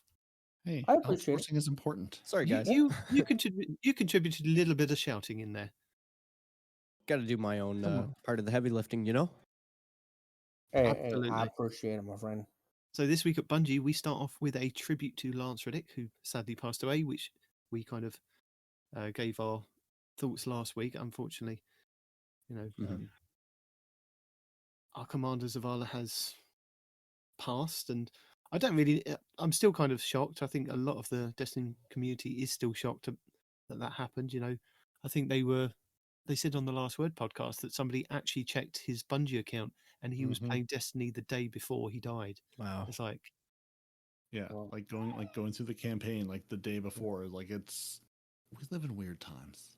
So to eliminate confusion, the voice actor died, not actual Commander Zavala. Not yet, anyway. Technically, nobody's confused about that. No. Okay. Well, Cade, the character, is dead. Nathan Fillion is alive.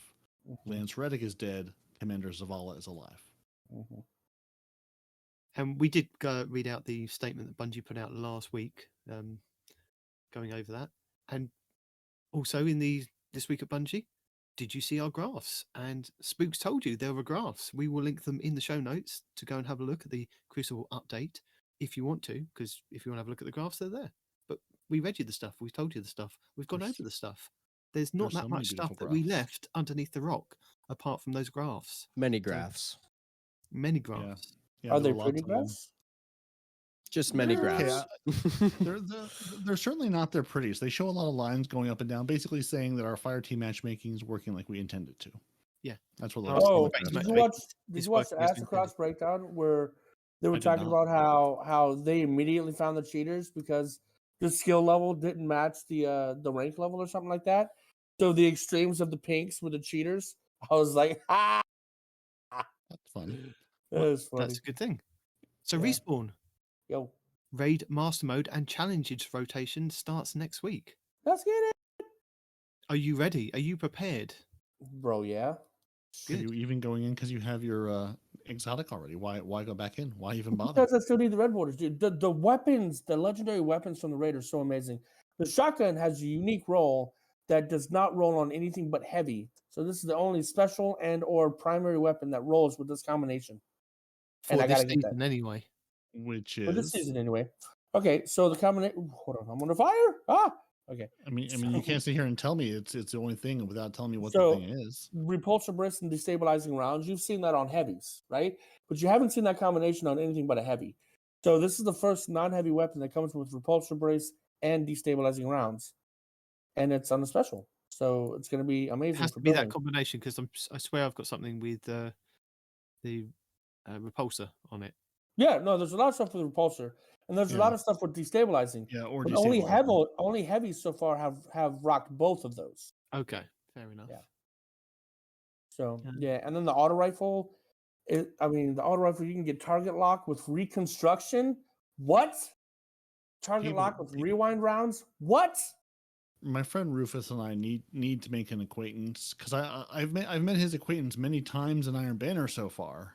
But on the wrong end of that Rufus. Yeah, that Rufus is dirty, dude. And the magazine is already like base 60? That's really so that's 120 round magazine for you there, Peroty. And then it's got was more last week. Well, it was because the roll that I had 70. That's because I had a magazine perk that increased it. Yeah. Okay. So yeah, so like that plus target lock. Oh my god, it's game over, bro. Yep, and then rewind is good for like PvE because the longer you have the gun on a target, the more times it's going to reload that magazine for you. It's like a better version of I don't know if it's better. It's a comparable version to the what was the perk that we had before? The Vice Stinger. It's comparable to Vice Stinger. You know, kind of. Yeah. So Respawn, how many encounters are there in the Root of Nightmares raid? When you say encounter, are you talking something Encounters. that you've got to kill a boss? Well, I'm Like asking how- how many encounters there are. When people were Okay. doing the worlds first, they were like they're on encounter 1, 2, 3, 4, 5, 6, 7, 8. How many are there? That's one encounter. Use your fingers. 2, 3, 4. 4. 4. I'm thinking Take off 4. your shoes Yeah. if you need your toes too. No, shut up. Yeah, no, there's 4. So the Four, raid yeah. master difficulty will offer a higher challenge with greater rewards, including armor with a weekly rotating stat focus. The weekly challenge will add an optional hidden objective to one encounter each week. So I'm guessing it'll start with the first encounter. And once people work that out, or it's kind of posted out there, we will make sure that people know about it each and every week as it comes up. And that will give you extra loot as well. On normal difficulty, they are double drop rewards. When cleared on master difficulty, they are rewarded with an adept raid weapon. There you go, Respawn. Adept Yo, raid weapon. let's get it. Not a red border, an adept raid weapon. That's fine. That's fine. You can put your adept mods into if you spent time pushing a certain man off a cliff in a dungeon a whole bunch of times last week. Yeah. Or if you just legitimately did Grandmasters. No, let me tell you, it was way easier to go in with Nitedemon in blue and just lower the man off the edge over and over again. That was way simpler. So, as noted in a previous article, enhanced Master Root of Nightmares adept weapons will be possible, allowing the traits that rolled on the weapons to be upgraded. This capability will not be immediately available when the Master Raid launches and will arrive in the mid-season patch. The Raid Adept weapons you acquire prior to this patch will still be able to be enhanced, so you'll want to avoid throwing out any god rolls. So hold on to any rolls that you get before they kind of patch it, and then you can kind of upgrade them. So before Master Difficulty releases, we want to let you know about 2 issues that are pertaining to the Root of Nightmares. The first, apparently, being with Nezarek's behaviour. Sometimes Nezarek doesn't always respond to players when they are standing in the Well of Radiance. In a future update, they will be updating his behaviour, which in turn should make Nezarek feel more like a final god of pain. And then the second issue is that they'd like to discuss is around the jumping pads that can be found throughout the Root of Nightmares, specifically in the second encounter, Cision? I don't know how to say it either. Secession. Yeah, Cision? There you go. Scissors? The jumping pads are a tool to help players cross large areas while allowing players to use Strand, if they'd like, to circumvent the jumping. So that they've noticed that players with higher frame rates, usually above 80, but not below 60 frames, could unintentionally be killed or almost killed by using the jump pads. So they're investigating a change to address the issue in an upcoming release. And it's not just that. They're talking about the teach ya. physics. No, it is just that. No, it is no, just that. no, That's no. what As someone they that listen. If Well, you can that's do the what raid, you Bungie's need to talking about. understand. Here's the This Respawn there's version. another issue though, right? Because this is the physics. They're talking about how No, the there's physics no other kills you issue. here. There's 2 issues. That said 2 issues. That's it. There's not Listen. a Respawn issue. No, Everything else no, is this fixed. is not a respawn issue. This is a people have seen it on recording. Everybody in the raid complains about it. I don't know why it's not here, but the freaking launchers don't launch you far enough. But that's what they've said. They said there's an issue with them. No, they're talking about how they'll kill you, like physics wise. If the FPS right here is for the physics killing you when you run into a wall. That's what this is. What I'm talking about is the launchers physically will not launch you the distance that you need to go to reach the other side, and it happens so often. It's frustrating. Is it You know? I can because speak to that those actually. people That's are below, that's because of See? a double Are they- jump. are they at low frame rates? It doesn't matter the frame rates for what we're talking about. I remember that particular issue happening for me, and I think the way we got around it would only happen if we engaged our double jump before jumping into the teleporting, whatever you want to call it, the mist, I guess. And it would drop us short. So rather than doing a double jump at all or at any point during that sequence, you just single jump into it, and it seemed to brought us to where we needed to go. It was that double jump that screwed us up. Are you talking about the man cannons? Oh, the man cannons! I'm so sorry. I thought you were talking about. Never mind. Never mind. I digress. No, we're talking about the man cannons. Okay. But you're onto something. The way that It's we as probably players worth have to approaching fix those it the same way. is you have to shoot the thing, and Yeah. right before it launches you, you have to jump, and we have to time it so that we can make it to the other end. If you don't jump at all, you're not going to make it. If you mistime your jump, you're going to completely overshoot the entire platform and die on the other side. So this man cannon issue has got to be fixed, especially since at least 2 of the mechanics in this game revolve around timing and these man cannons. As the man cannon does its thing, you're not going to win flat out. That's why a lot of these warlocks and a lot of these hunters don't even use the man cannons. They'll well skate across the edge to do what they need to do instead of using a man cannon because they're so freaking unreliable. Okay. There you have it. It's not even addressed in here. Actually, It's we upsetting. did some experimenting with those man cannons, and we found the difference was in relation to our distance from the man cannon itself. Like, you might think that your butt's pressed up against it, but if your buddy's coming to stand next to you, it can give you an indifference of range, I guess. Yep. The further Yep. we stood away from it, the more damage we took. But the more damage we took, the further we got yeeted. And there was a lot of fun in that. But yeah, that's what Yeah, we if your discovered. butt's also not right up against it, you're also not likely to make it across. Correct. Yeah. And Yeah. it also depended, like I said, if there was somebody standing next to you and you geometrically just had a single pixel making contact with each other, it would like completely throw everything off. Yep. So There's just so many problems with these man cannons. They need to address them or remove them. Give So us a different way to cross. You know, Why are They you, have. They said why, you can use why are you strand. bothering with the man cannons at all? because some places you have to deal with them. No, So, no, like- you don't. You need to have a Titan, and you need to have strand, and you just use the Titan to strand the Titan and have him carry you across like a ferry. That's clearly the answer here. Right, and then wait 10 minutes for him to get his super back. And that's fine. Okay. I mean, Well, there's also a that- place where every I mean, how else will the hunters have time to adjust all of their armor and their gear and their shaders? there's if you also a don't- place where every 20 seconds it wipes everybody on the map. There's an area that does that. So I mean, next to a man cannon or unrelatedly. both actually. Well, there we Both. go. So the man cannons are a big problem. They need to adjust those for more than just the physics killing you when you run into a wall. Well, Peroty, could you tell us what's happening in your player support report to see if they've identified that there is an issue that they might be able to change? Let's see. I mean, there are certainly a number of issues. Let's see. First Just off, our tell us our known dimensional issues then. our dimensional hippo grenade launcher can have a range master work. It should not. Your non-Lightfall quests are showing up under the Lightfall category. They should not. Hunters that die and have strand reapplied will lose their first strand fragment. Still, Strand aspect. That should not happen. Fragments It's are new to the game.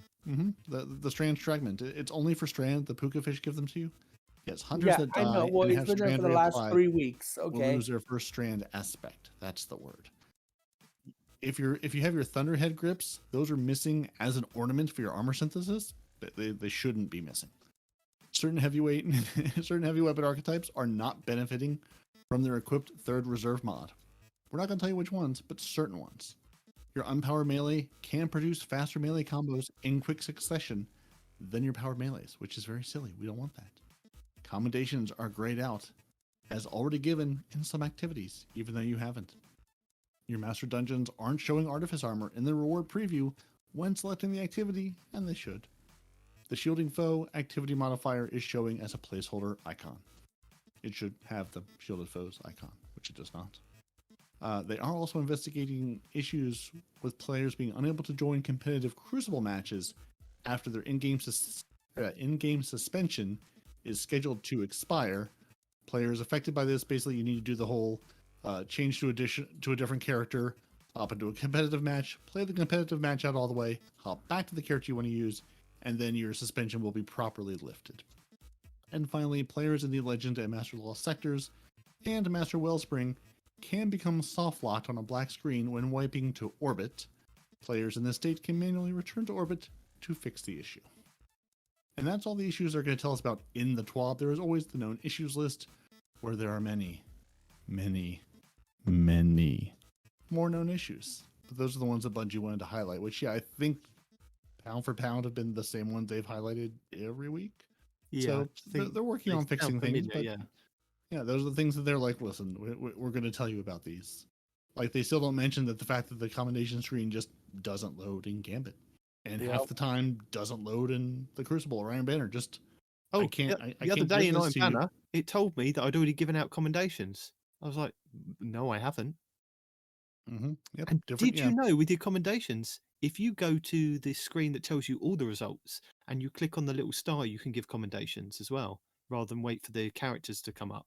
Oh, so clicking on because I've gone to that screen, so I have to click on the little star itself, not just like the person's click on the name. star, and then you can give somebody a commendation. And did you also know that, you can just be really horrible to your own team and give the commendations to your enemy team?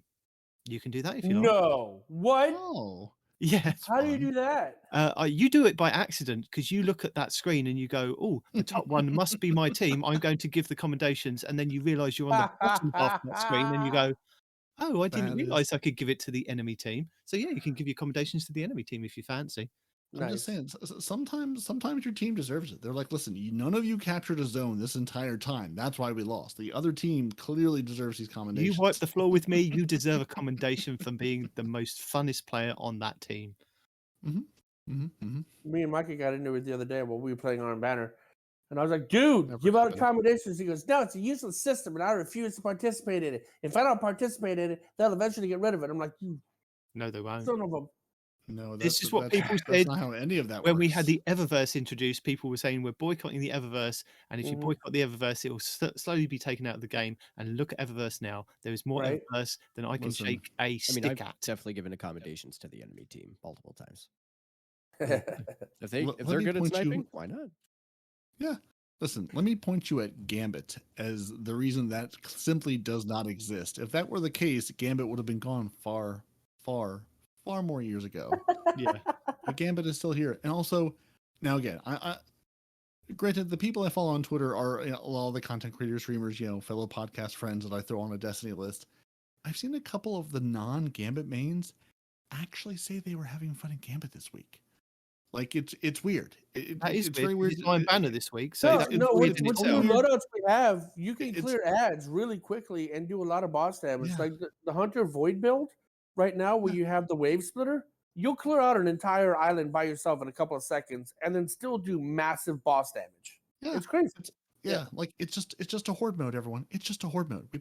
I've been saying this for years. It's just a horde mode, and you can go in with any loadout you want. You can go in with 3 weapons you're trying to level up because it does not matter. It's a way to go in and murder things. Your teammates might be a little upset at you, but hey, you can't give commendations out anyway in Gambit because it's broken, so it doesn't matter. You'll never know what they think of you. If you're leveling up weapons, go to Shirochi. Don't listen to his nonsense. Go do something and actually play something. And also, it doesn't hurt that like the Trust hand cannon is back in the pool, so people are also farming for trusts again. There you go. I'm guessing it's got a new hotness roll that everybody's looking for now. No, I haven't seen a video on it yet. I direct you toward the PvP people who care about hand cannons. As I see Mr. Spookz is like, heroes. I was going to say, Mr. Spookz? Don't know what you're talking about. Right. What's a hand cannon? So, are you one of the hunters that love hand cannons, or do you like different archetypes like pulses and autos or whatever? Oh boy. What's your favorite archetype weapon? The Adept Immortal SMG. Oh, Rose. Because it's basically hand cannon. Lightweight hand cannon 140 specifically is my favorite. But at the same time, there's something to be said about the 120s right now. I feel like they are ultimately slept on right now. In the right hands, they're very good. 3 clap, right? 2 crit 1 body, right? Well, let's take a look at my what's it called? Round robin. So that's got keep away on 120, which basically, if no enemies are within 15 meters, grants 10 range, 30 reload speed, and -5 accuracy cone size for free, just for not having an enemy within 15 meters. Now you pair that with something like kill clip. Once you reload upon a kill, and I have the enhanced kill clip, so that'll give me 25% increased damage. That's 100 crit damage, so 2 taps with that particular one. I get the same could be said with my Igneous Hammer. That thing has quick draw and rampage on it. Get rampage ×2 going, and that's 2 tapping. And I like Void Hunter this season. Last season it was Solar, but this season it seems to be the Void Hunter. And just go Invisi Boy, keep to your cover, play cover very well, be patient, don't rush it too much, unless you're using a 140. So 120 is like your be patient, do pot shots, stick with somebody, and kind of gun. Well, and you got to be eventually... accurate, because if you miss that first shot, by the time you get the next 2 off, you could possibly be dead. Oh yes, very much right? so, very much so. So you mouse and keyboard or controller? I started on controller. I had probably like 700 hours on controller from Xbox, and then I probably did another 100 on PC on controller. And then I forced myself to transition into mouse and keyboard because I'm a very precision type player in terms of PvP.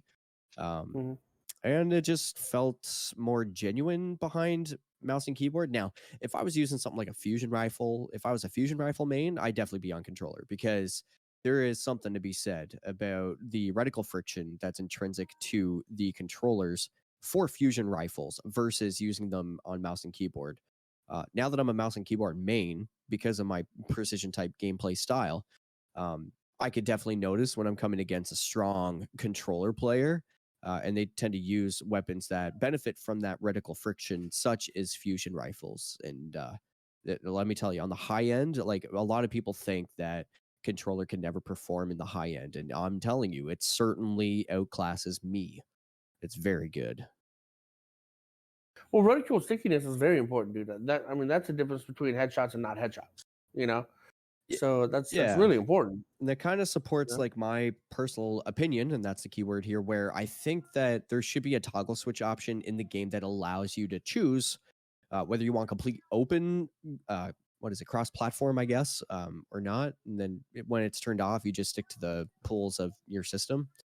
But the reason why is because like low population times or weird times of day, things like that, you really notice when there's a low population, and to be able to turn that on would be so nice.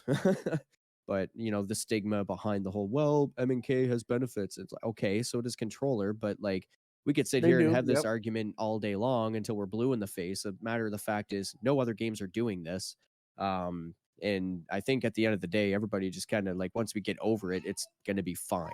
Like just every other single game ever made that's out there right now. Well, I bring this up to you because it used to be I played PvE on mouse and keyboard, right? But I needed the crutch that the controller provided for PvP, right? But lately, I don't know, man. Like, I swapped to a controller the other day to play PvP, and the whole thing was like freaking foreign to me, dude. I was like, I was doing worse on controller because than I was on mouse and keyboard. Slower. You have to readjust because it's not to your reflex time anymore. You have to adjust to the reflex of the controller now. So now I don't even have that crutch. I just suck now. And that's why I can't go back to controller. Yep. Yeah. I mean, if you go back, you have to, you know, they both have their benefits. They both have their upsides and their downsides. And also just whatever you've been playing for the last year, you're gonna be better at. It's not like I as a lifetime controller player can switch to MK and become a god in the Crucible. No, I'm gonna be like, how does this work? Why are buttons? Oh, it took me like 2 years of actively playing every day to like finally feel comfortable with it. And I'll say, like, you're trying different games too. It's not just Destiny.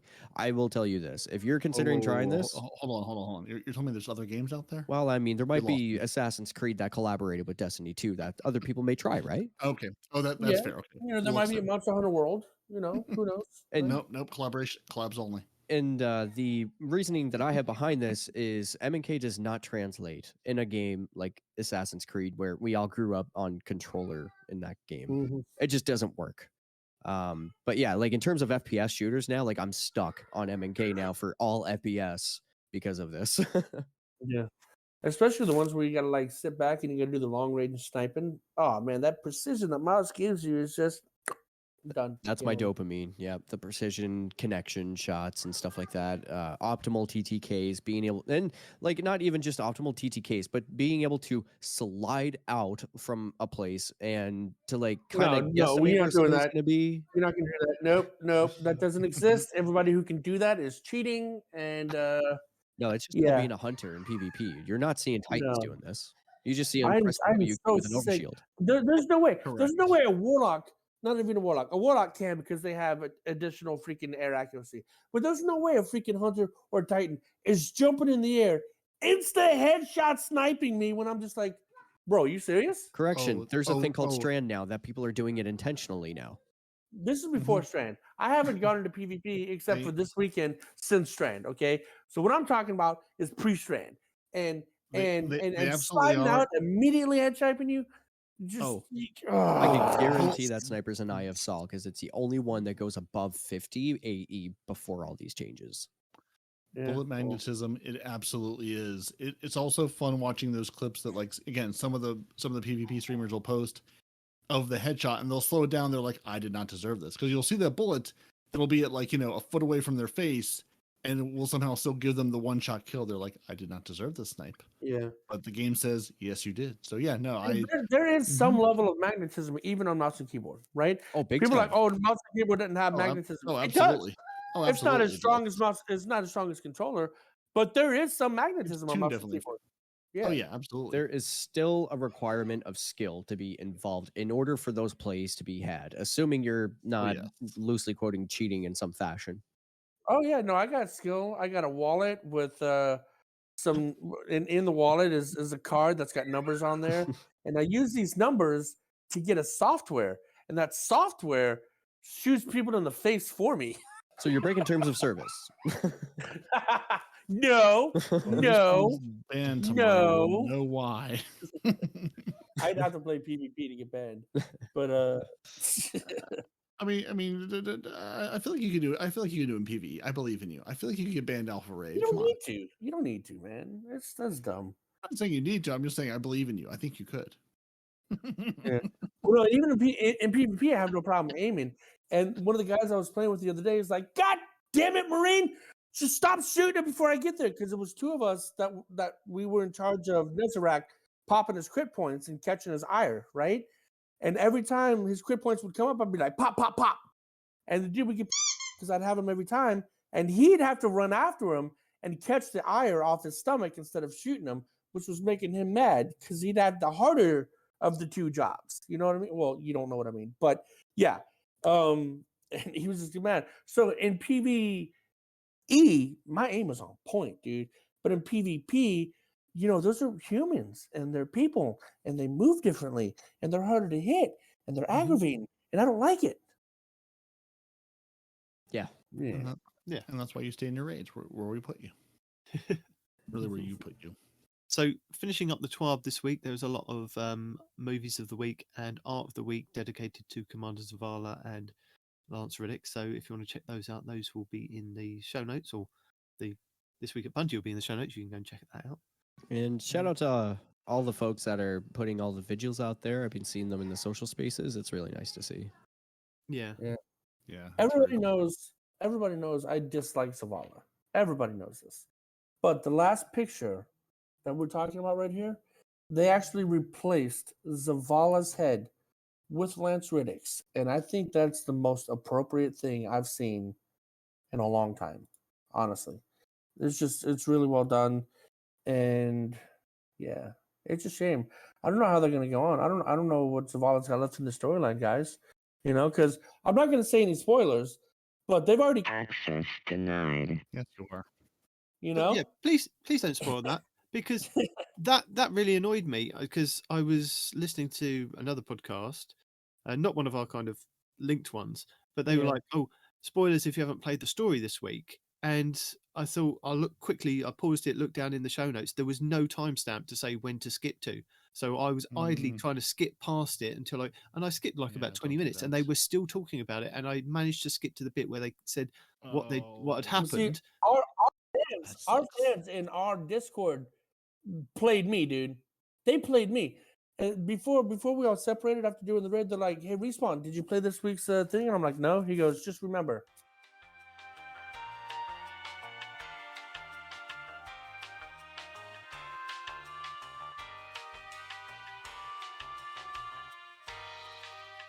Oh man, I was not ready for that. Anyway, Not is ready there for a that. Respawn report roundup this week, Peroty? Did we compile something for the man to give us a report, or is there nothing apart from just rest in peace, Lance? There's not, because with the destruction of all the good Twitter apps, Twitter is a lot more irritating to deal with. So no. Oh, okay. So we have no additional information apart from something I found out there on Reddit this week that I want to bring to you guys' attention. And does this affect you, or is it just me?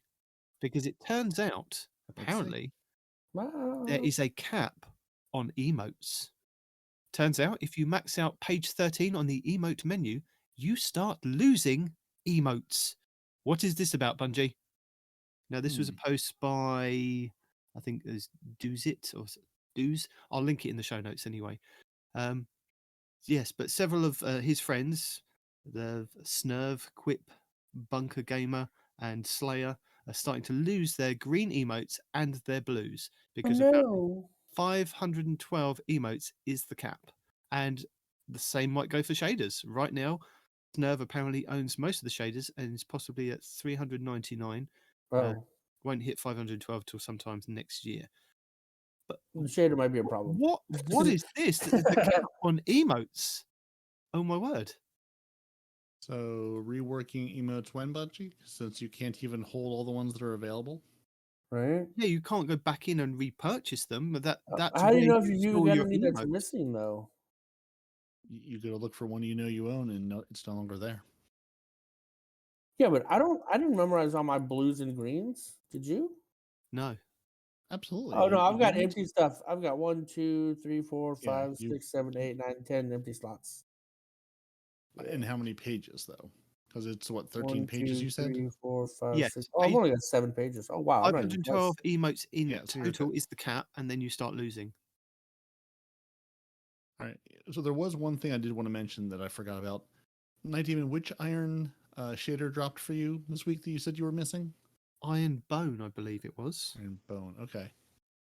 So I did see Lucky Tempe put out a tweet earlier that said iron to steel, iron moss bone, iron strength, iron wood, and iron ruby are all dropping from Iron Banner this week. So if you are trying to collect your Iron Banner shaders, those are the 5 that at least are confirmed that people have seen are dropping. And this was one that I'd missed from Season of Opulence. And again, I think it was a random drop or one where you had to dismantle some of the armor to get it. And it was the season where it was completely bugged and I wasn't able to obtain it, even though I played a massive amount of Iron Banner. So it was something that I completely, gone out of my collections and I didn't think I'd ever be able to get it back. And it just randomly dropped at the end of the game. So that was really nice. Well, huzzah. I think, like Respawn said, it's not a good shade. But it was one that said iron on it, so it was something to do with Iron Banner, and I wanted it. So you're obsessed. Yeah, okay. That's fine. Yeah. I'm happy now. I might even put it on just to cheer myself up. There you go. You deserve it. Yeah. Get yourself something nice, like a nice new shader. The new all black shader. It's just like the other one. It's like the other one. You're not wearing it right, because I've seen some people this week that are head to toe pitch black. I am too. No, for some armors it is. Doing and it then wrong. some armors you have a bright orange addition to it that just comes out of nowhere. If you don't have a Respawn's report roundup, I do have 3 videos, only 3 videos this week for you guys to check out. I don't know if Spookz has got something to recommend or Peroty, but I've got 3 videos I would like to recommend. One is from Cool Guy going over the Autumn Wind pulse rifle that is now dropping from the Crucible. So if you're playing Iron Banner, you are seeing a significant amount of these drop, maybe 2 or 3 at the end of each game. That's quite good. So he goes over a good god roll, the ones that you're kind of looking out for, because it's a dueling monster apparently. Yeah, Astacross has another video, does the same thing. Yep. No, Astacross's video that I've picked for this week is the Wave Splitter is meta. Because Wave Splitter is back, baby. So yeah, go and check out Wave his Spitter build or whatever. Yeah, his Wave Spitter build, yes. Yeah. And the Joram's Claw pulse rifle that is now dropping from Iron Banner again with reprised perks. and Ascross has got a video on that one as well. So go and check out, his PvP and PvE God roll. Anybody else got anything else that they'd like to promote, show off, tell people about? I mean, if anybody's curious, Raider and myself, I mean, we're the host of the Blueberry Lounge. We also have our own YouTube channels. I would say probably one of my most valuable videos, if anybody's curious, wants to know the information on Rose, that is on my channel. There's also a Titan Solar Trials build there that you could even take into comp. I've had some comments say that they ran it and it was quite successful for them. I also have a video on the crafted round robin. That's more of the early stages. I hope to update that now that I've spent some time with it and have it max leveled. Then I also have a Void Hunter Trials build, and Mr. Raider has quite a few things too. He's got a funny video involving Quicksilver Storm being bugged right now. He could have a different primary on, and if that's in his inventory is like second up, somehow it just ends up on the barrel of the gun and just rotates around in a circle, which is quite interesting. Yeah. He's also got a Titan build, Void PvE endgame triple loadout. And yeah, I think that's it for Raider so far on this season.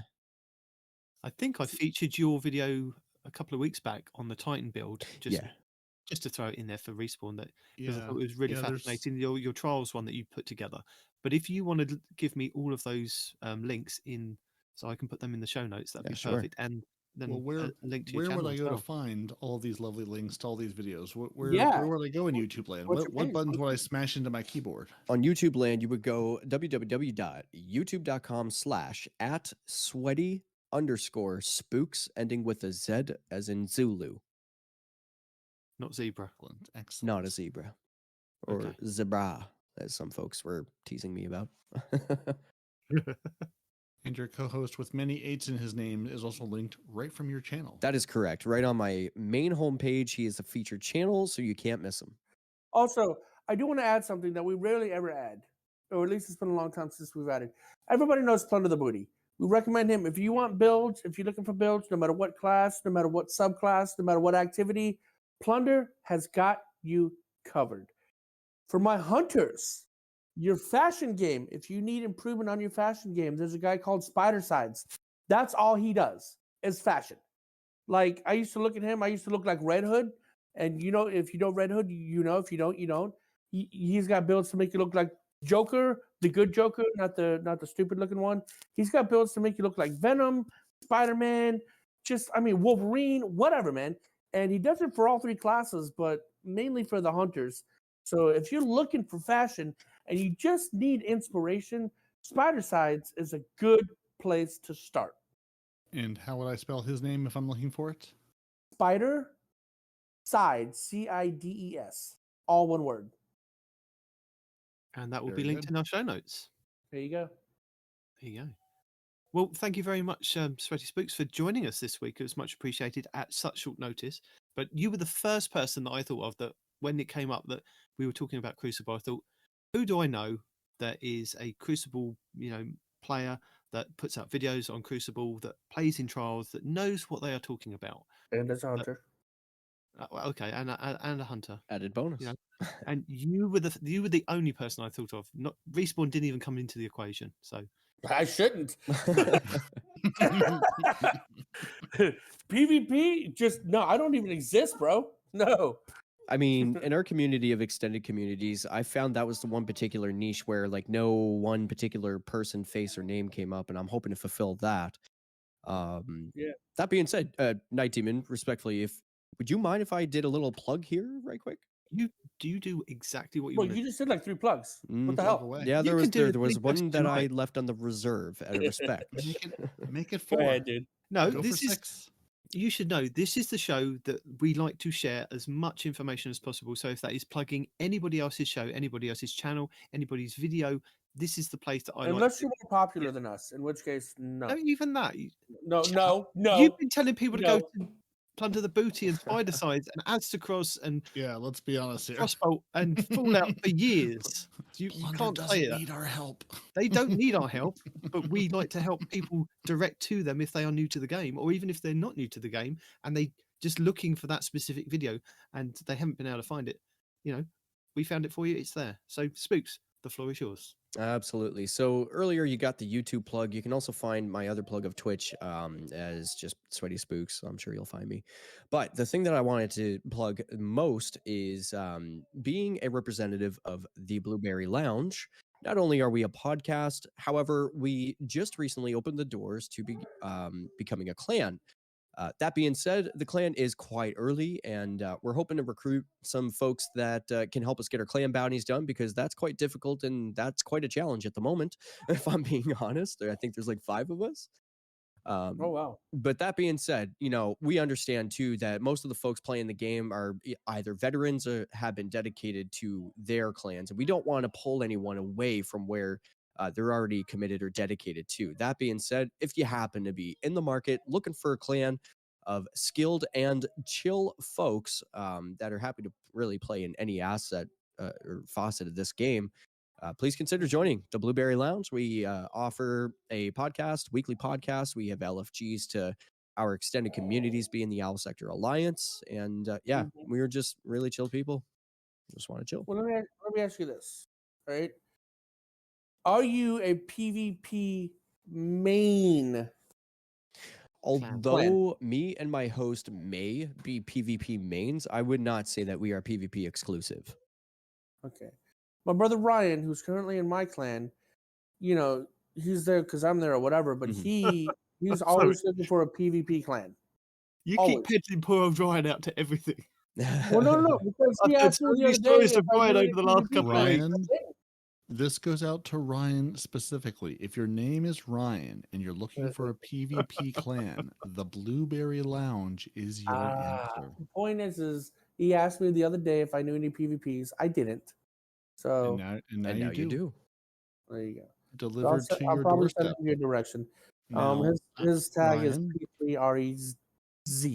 Ryan, I'm telling you this on the podcast. I have no idea if you listen, but I He doesn't. don't believe that Respawn will remember long enough to tell you in person. So here, better yet, someone in Respawn's Twitch, please get this to Ryan. Get him with SweatySpookz. Put them together. Help us help him. No, I need this because Ryan needs to get back into PvP so he can carry me to the lighthouse, man. Listen, need this. I'm doing my best to help you out here. Yeah, I'm trying my hardest here. My kit bag is wide open, and it's not for carries, it's just to join us. There you go, man. All right. Well, that has been SweatySpookz. I have been No One Responds in Real Life. That was Peroty. That guy over there was In charge, sort of. Is that what's Houndish? his name? Yeah, but the other name. It's Nintendo Man. Nintendo Man. Thank you. That has been Nintendo Man.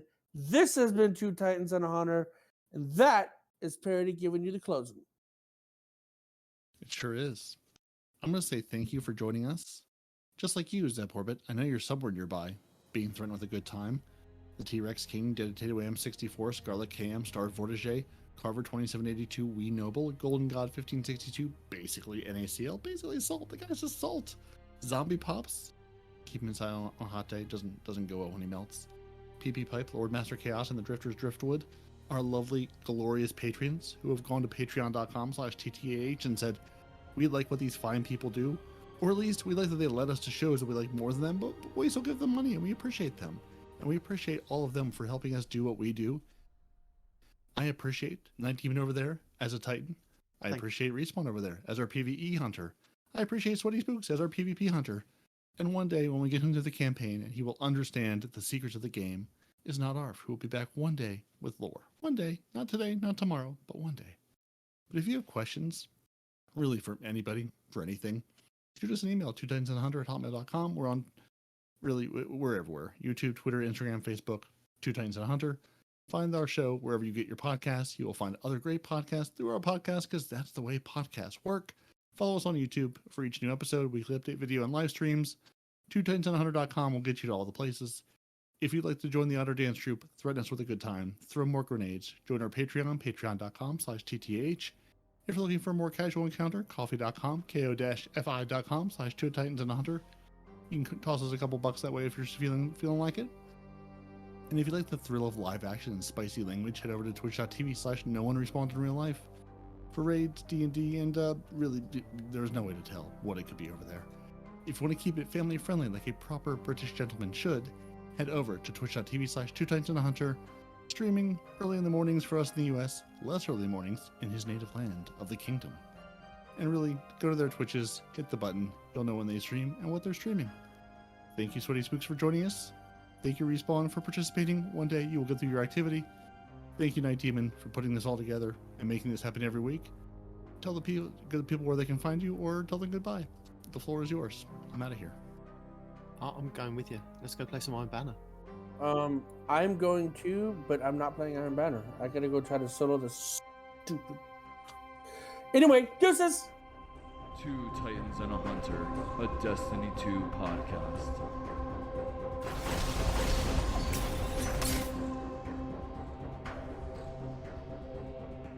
This has been SweatySpookz from the BBL, and you're listening to Two Titans and a Hunter. Cheers, Guardians.